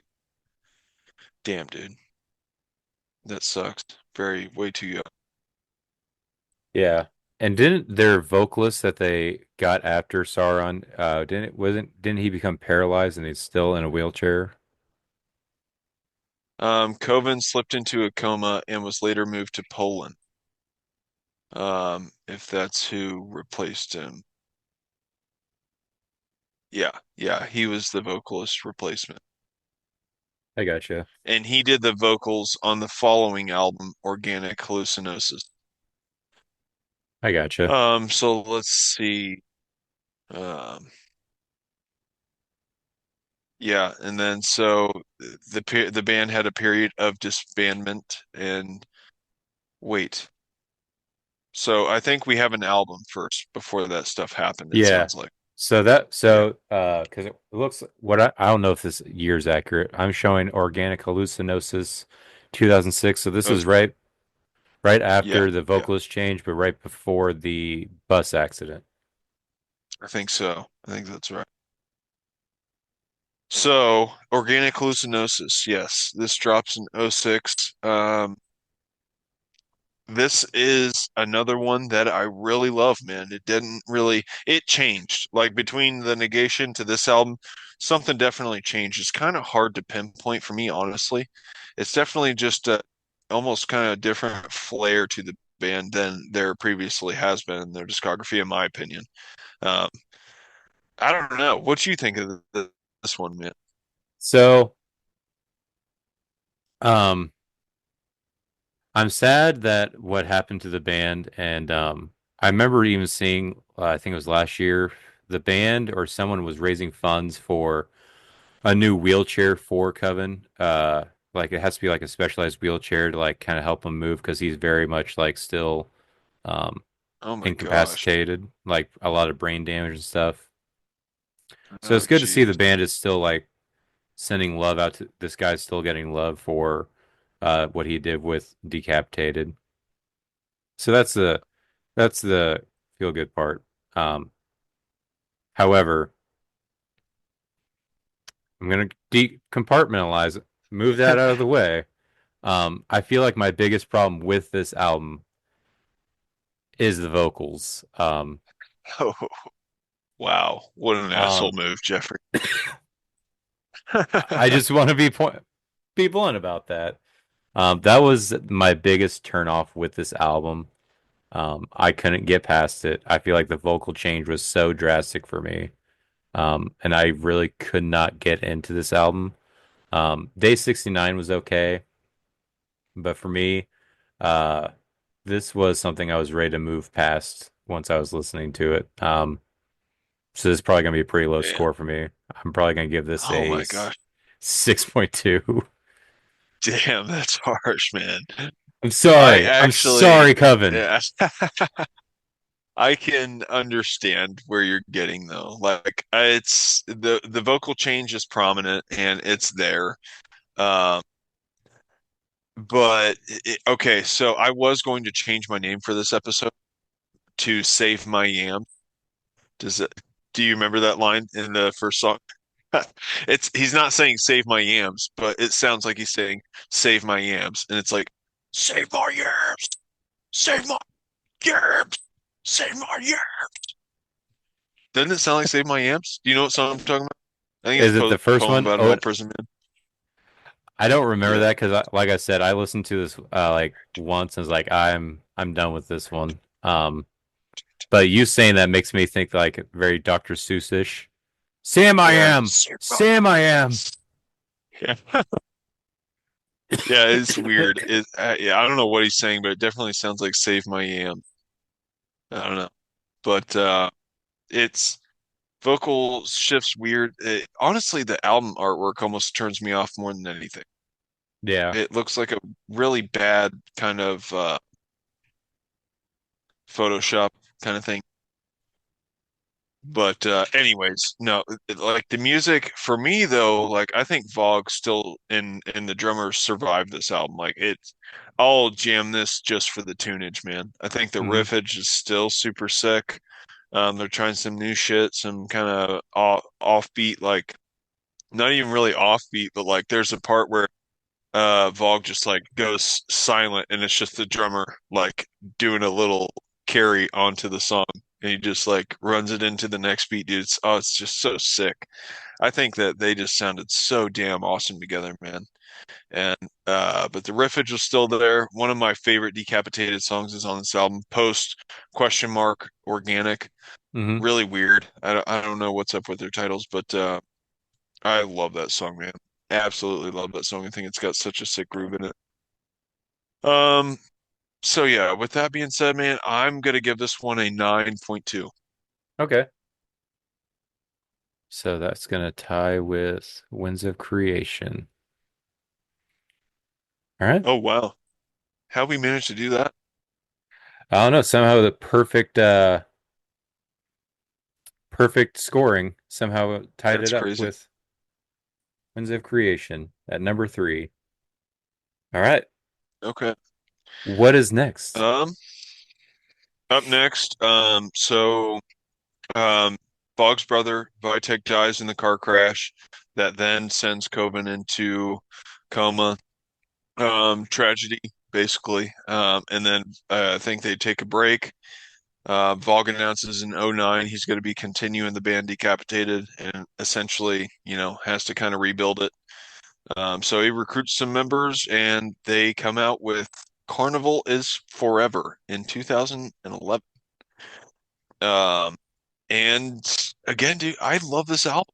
Like it sounds like damn, man. I mean, he got the right pieces to the puzzle. I mean, he was able to keep the signature band sound, and maybe it's just the riffage that makes this mold so much. But I don't know. I think it's definitely a successful kind of regrouping. What do you think, man? What do you think of this album? I did like this better. I like the vocals better, so I thought everything kind of tied together better. I do think something is a little slightly off. I think that is just the missing of Vitek, but I do think this one is pulled off a lot better than Carnosa's the previous album. Um, Yeah. I do think this one sticks out a little bit more. Songs like Homo Sum, Pest, 404, United. I do. This one's a lot better.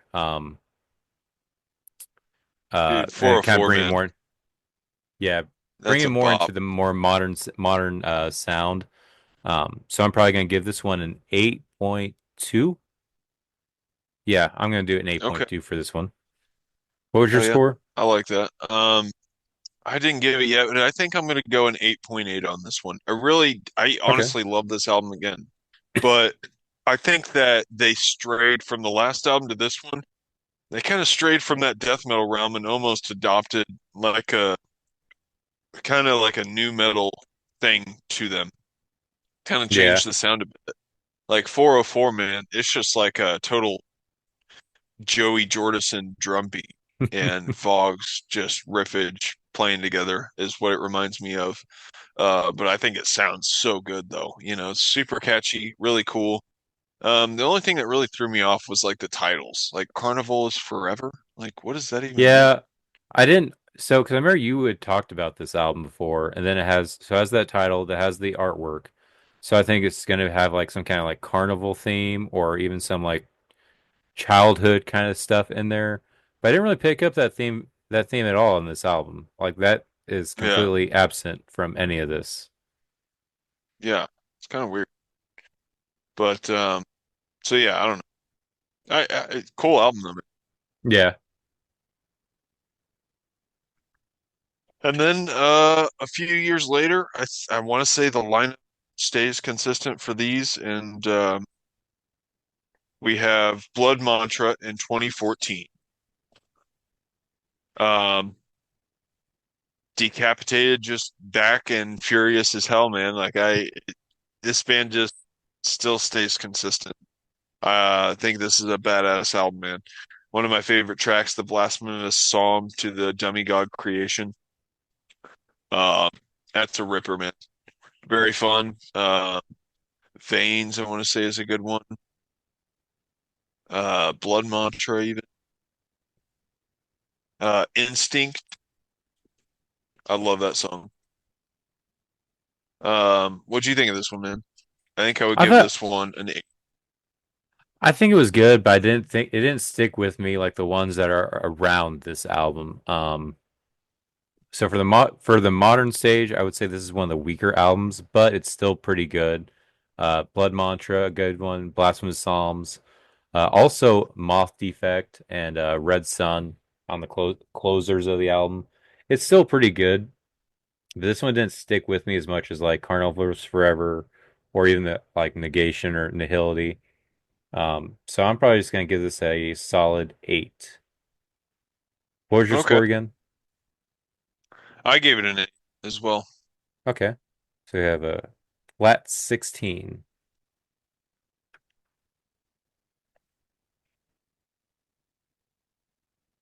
Also, I think I Yeah, had the wrong score on here. the lower that organic hallucinosis gets, the more I want to cry. I'm sorry. I'm sorry I did this It's to you. okay. All right. Well, there'll probably be one lower. We still got two more albums. Sure. All right. Up next, what do we got? Anti-Cult in 2017, getting a little bit older, Mm-hmm.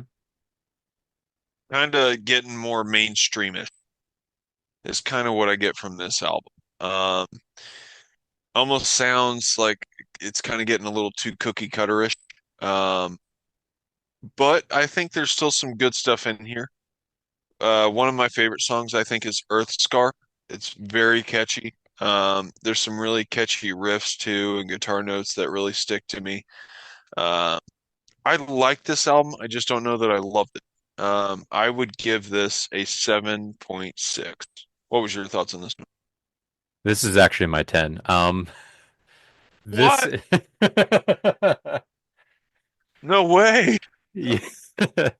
Yeah, Wow, I okay. really enjoyed this one right off the bat with Impulse. I think it's mostly the production makes Mm, makes everything fit so much better for me. And this is why I okay. love this modern sound with Decapitated on this because I do love the more early stuff like Negation and Nihility, but this one when it comes to like their modern stuff, the production hits so well. You got Impulse, Death Valuation, Kill the Cult, Anger Line, Earth Scar. This one for me is this is what I want from Decapitated. I think it's catchy, it hits hard, it cuts deep. Yeah, this is my 10. Okay. Damn, I did not see that coming. But you know what? I want to say that we talked about this album when it did drop. And Yeah, I think we were sharing this one back and forth because it was, I mean, it's got undeniably catchy parts. Like Earth Scar, like, "Bear my Earth Scar." hmm It's like, I don't know. There's just like, sometimes I don't even know what he's saying. I just like mimic the sounds. But it's, yeah, I feel like there's definitely some catchy shit in here. Or Kill the Cult. The yeah, Cult. yeah. There's it's almost like it makes you want to sing along, but this is a style of music you don't really like sing along to that often, but they do it Right. well enough to where you want to. True. Very true. What was you were 7 point what? I want to say seven. Was I 7.6? Maybe I think I so. thought it was 7.2, but we can do either or. Yeah. Yeah, I don't know if it was 7 point. I feel like 7.2 is a little harsh.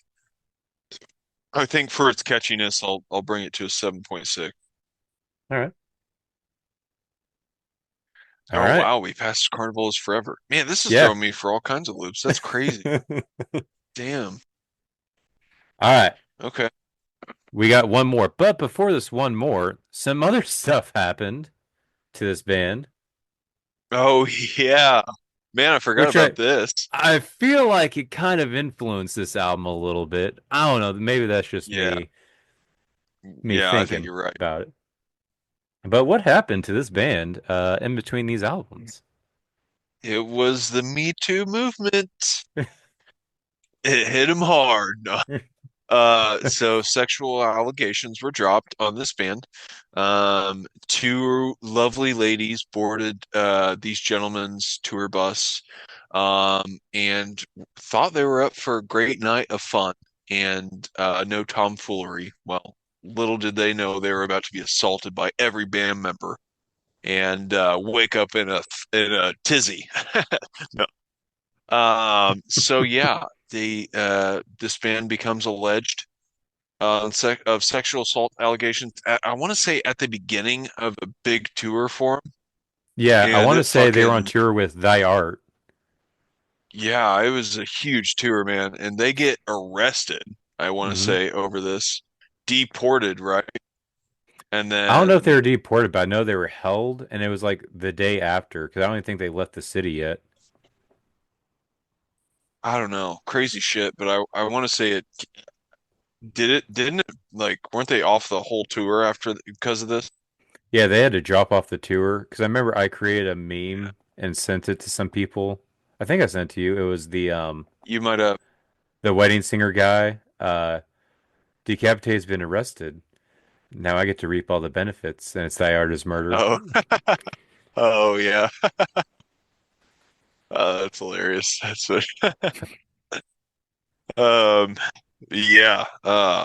Yeah, crazy, man. And what's even crazier though is that they were found not guilty on these Hmm. charges. And apparently these two women had encounters of this in the past, like records of them accusing other people in the past of this same shit. And so it kind of made it look, I don't know. Obviously, I don't know these people individually, but and there's two sides to every story, but they were found not guilty, and I think because of the occurrences that happened with these women in the past. So I'm a fan of Decapitated, and fortunately for them, I guess they got off the shiz. But yeah, man, what weird, and um, yeah, good for them, I guess. Pretty Yeah, crazy. because I remember keeping up with this story, and I remember reading some of the things. I guess there was they were using some bruises on their legs as like evidence of like assault.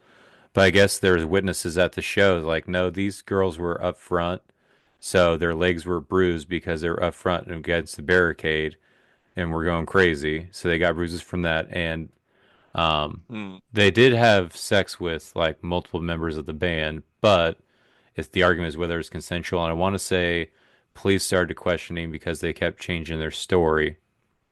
And I don't remember if they Hmm. actually came out and admitted or if it was untrue or not. I don't remember. But from what the more details came out, the more clear it was like, okay, the band is actually like they aren't 100% innocent. Like I think some of them were married, but they didn't rape these women. Yeah, not the press you really want as a band for sure. Yeah. But damn, man, I'm just glad it didn't bring them down. But then I heard this album that came out in 2022, and I was like, I don't know. So no, no, I love Decapitated, but yes, they go on to drop this album, Cancel Culture, in 2022 after recovering from the allegations, and meh, I don't know. I is kind of where I'm at with this one. Um, what's your thoughts, man? I'm right there with you.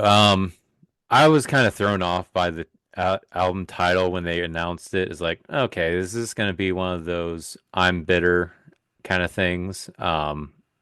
Which the album doesn't really feel that way, but it still isn't really something I'm interested in. So it just feels weird. The production's still there from Anti-Cult, but it's just these songs aren't really hitting. Like you got songs like Mm. Just a Cigarette, which seems to be, I don't know, a PSA for smoking. Um, like can again going, I guess this cancer thing, cancer culture again. Um, Uh, Cancer theme. yeah, Hello Death featuring Ginger, who is like the hot. the hot item at the time. Uh, and then Iconoclast with everyone's favorite metal singer, Rob Flynn from Machine Head. Uh, Suicidal Space Program. I don't know. This one just feels weird. I'm It gonna feels I'm gonna like feel like an Boomer. asshole if I would have never thought of that, but yeah, I can understand that now. I you're not wrong.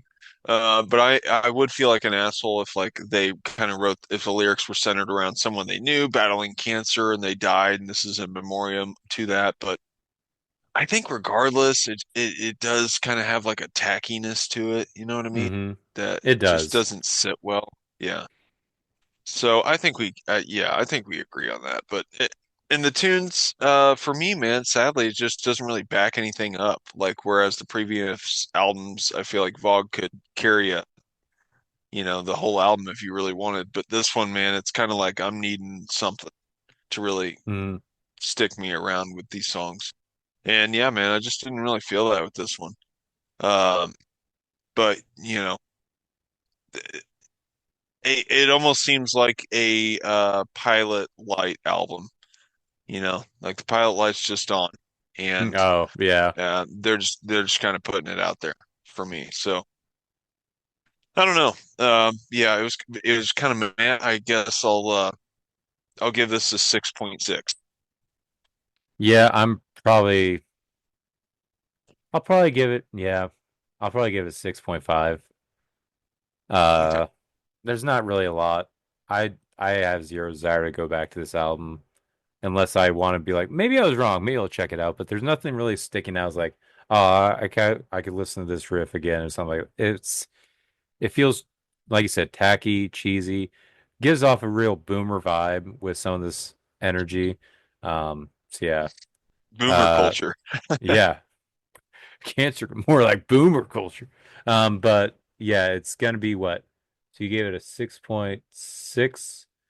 So we do have a new bottom.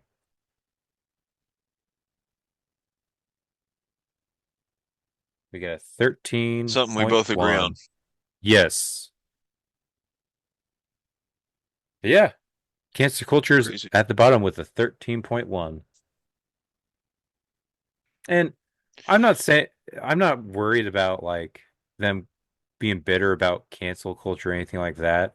Because I think you can't metal bands, death metal bands specifically, can write about cancel culture and write a good one. Like I think of specifically Misery Index's New Salem.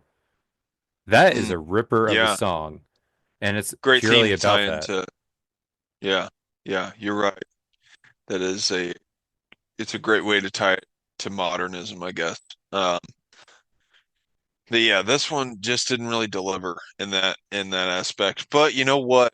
In slash metal news with Decapitated, they did just part ways. Their vocalist just parted Hmm. ways with this band, and Yeah, so maybe he was cashed, man.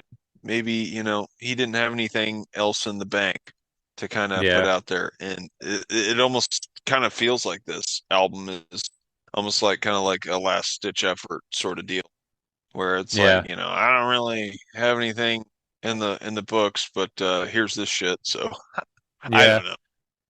And it does make Still me wonder speculation, but who they're going to be have as a new vocalist because I do think it does matter with this band because you have to have someone who can somehow incorporate the death metal, like old school like death metal, but still somehow fit with the groove that this band mhm. produces. And I think the original singer Soren did a good job. This other guy, I think he did kind of an okay job. He did pretty good for the time being.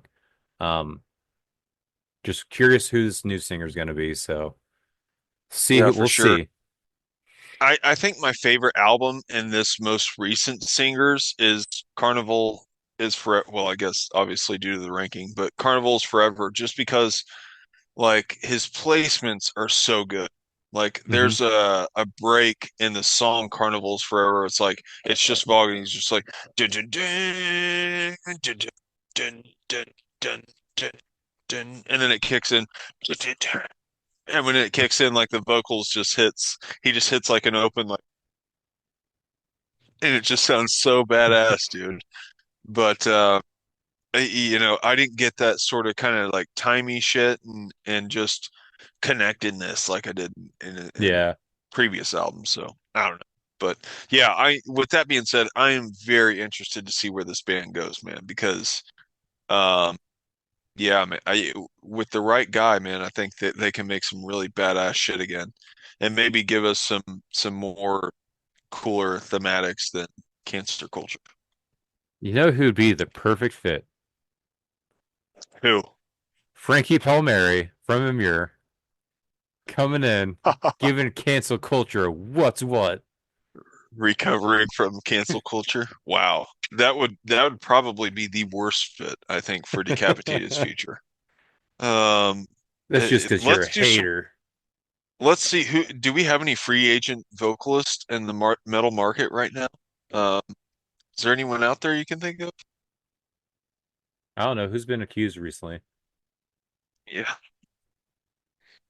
Um, I don't know. Uh, Hmm.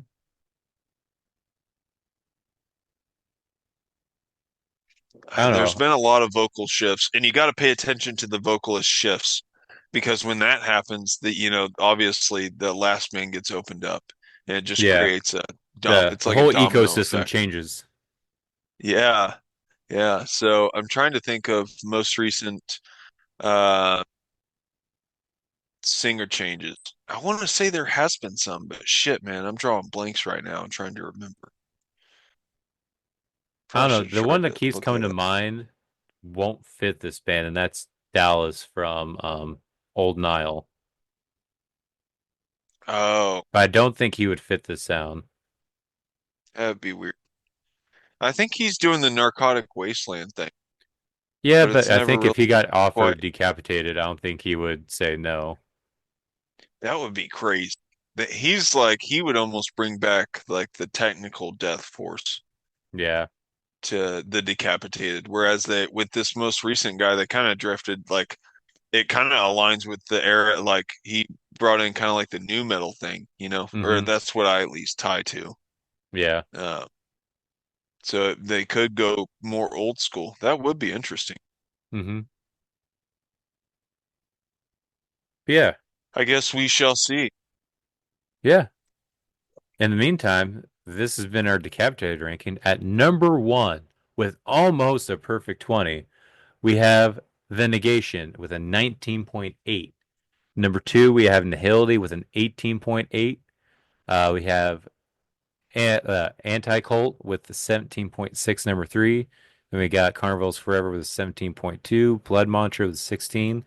Tied with at a 15.2, we got Winds of Creation and Carnissius Hallucinus. Just that Or one. organic hallucinosis.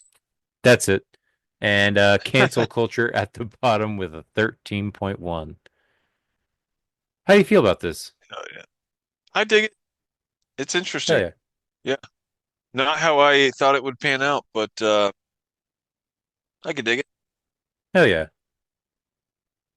Well, that has been our Decapitated ranking. I did, while doing this, I remembered some more metal news. This is more just weird stuff though, but there's been an ecosystem change when it comes to metal members. So if you think way back, the Acacia strains, old guitars, sometimes like producer DL. He was the one who had the attitude and stuff like that. He left the band Huh. around right after Death is Only Mortal. Um, he Okay. then joined and became the vocalist of Bad Wolves. Not really anything I'm into, but apparently he could clean sing. Wow. He just got picked up to, I think, play either guitar or bass for Falling in Reverse. What? Whoa. Interesting. That is a band that I can say is not on my radar. Have they ever been? Yes, he is. Oh, how the mighty have fallen. He is now in Falling in Reverse, which I guess he's will make a lot of money because I guess they are popular. I just don't Yeah, that's understand how weird. you go from Acacia Strain to Falling in Reverse, but You know what? Go get your That's money, weird. bro. That's a weird path, man. Yeah. Um, damn. Yeah, that's wild. Yeah. But hmm. Yeah, I mean, Bad Wolves. If you go to Bad Wolves, it's really not going to surprise me where you go after that. Bad Wolves, I kind of get. I don't like Bad Wolves. The music for me sucks, but I kind of get it since it has like Doc Coyle in it. So there's a little bit of that friendship stuff in there and the brohood, but also when I think he he just left. is, did he? I think so. I think he's done with Bad Wolves now. So what the fuck is the point of Bad Wolves anymore? Who? I don't know. I think they're a total just made up band thing now. Huh? But also, I feel like with him going from guitar to straight clean singing for Bad Wolves, like, I can kind of see that path. Like, let me prove I can do this. People who don't think I can, kind of thing. But then going to play Hmm. guitar or bass, I don't remember which one it is for Falling in Reverse. Like, what are you doing? What are you Yeah. doing? I don't know. I don't know that I know one Falling in Reverse song. They're Uh, kind of like the modern day Hot Topic band, right? Is yeah, that fair to say? yeah. And the singer likes to just. I feel like you hear those like musicians who you always hear starting shit, and you hear more about their drama than you ever hear about their music. That's how I feel Like Ronnie about. Radke. Yes. Yeah. Yeah. Perfect example. Ronnie Radke is like Falling in Reverse. Yeah. Okay. Fair enough. Yeah. Well, in late night metal news, I'm just on my Spotify homepage, and this literally just now popped up. They dropped a A new new single single from, after I said they yeah, shouldn't. Those sons of yeah, bitches. literally the night. I guess it's because it's near midnight, but Cryptopsy just dropped Dead Eyes Replete, so that'll be a fun morning listen. Yeah, I'll listen to it in the morning. God damn it. Why you gotta prove me wrong mid-air, Cryptopsy? And That's funny. it's intertwined in the episodes. I can't just go cut it out like a scalpel. I gotta leave it all in. Yeah, All right. hell That's yeah. fine. It's fine. Oh, King 810 did drop their new album, I think yesterday. Oh, Rest Belt New Metal, so we'll have that one. Hmm. And I lied whenever we were going through our weekly playlist, and it was kind of my failing on doing my homework and seeing if you had added it or not. But Dissonant Seepage dropped their album of the year, Dystopian Putrescence, Okay. that has that badass song, Ancient Pestilence Reborn, that I am in love with still. But this album, dude, I'm gonna send it to you. I love it. It's like All right. it's 90% palm mutes, I think, and chuggy slam riffs, dude, but I am here for it. They got a great sound, so yeah, we'll throw that on next week's playlist for sure. Hell yeah. So also, I was wanting to introduce a new thing starting next week because just kind of keep things fresh, but also keep our sanity and keep our workload not overbearing all the time. Um, Sure. so we can still do Discogs from time to time, but I have a new idea to where because I have some stuff I want to listen to, you to listen to that I think you aren't might not be familiar with, or you probably have same vice versa, but I don't want to go through this whole band's whole discography. So I was thinking of picking a classic metal album and we just sit down and kind of review it kind of thing. Um, Okay. and so for that, I have a couple options for our first one, and I'll let you pick which one. Um, Okay. Up first, I have At the Gates, Slaughter of the Soul, Oh, okay. because I think you said you weren't familiar with them, but this is Yeah, I'm the not. I don't know a lot about the Gates, but yeah, I've heard a lot about this album, so kind of yeah, sounds like I need to know it. that's one. Another one is Terrorizer with World Downfall, Okay.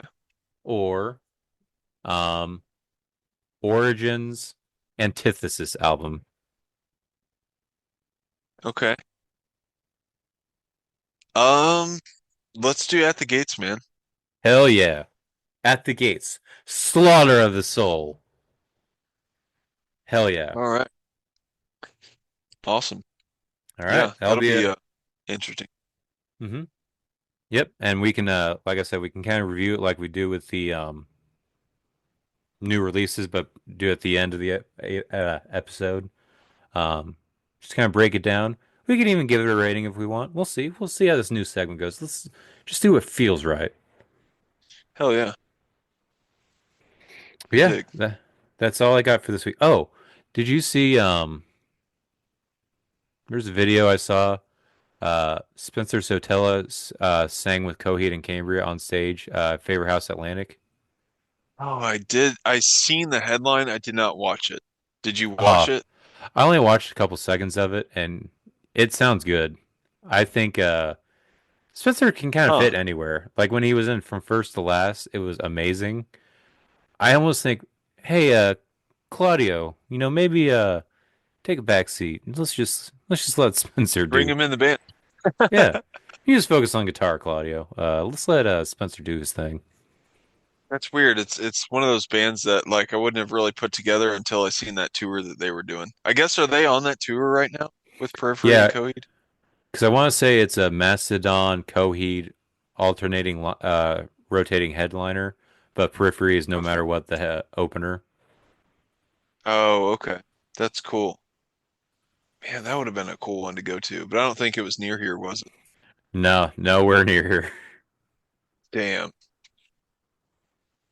Yeah. Yeah. Yeah. Do you have anything to add this week before I start plugging away? I don't think so, man. Plug it up. All right. Hey, you. Yeah, you. If you liked this podcast, you should check us out on Spotify. You should check us out on Apple Podcasts, Overcast, or Castbox, whatever it's called. Pretty much wherever you get your podcasts from. You can also check us out on YouTube. You can check us out on Facebook, Discord, whenever I get around to actually setting that up. You can also check us out on TikTok.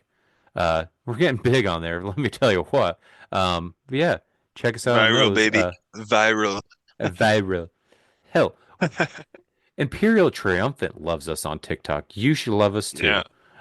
But yeah, Fucking giving us all kinds of care hugs. Love those. yeah, we're even on their wall now.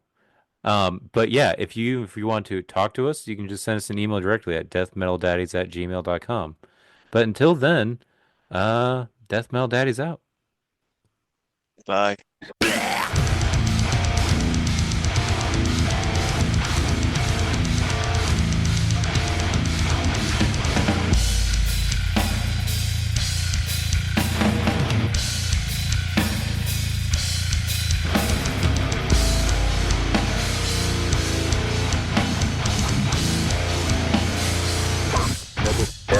No way.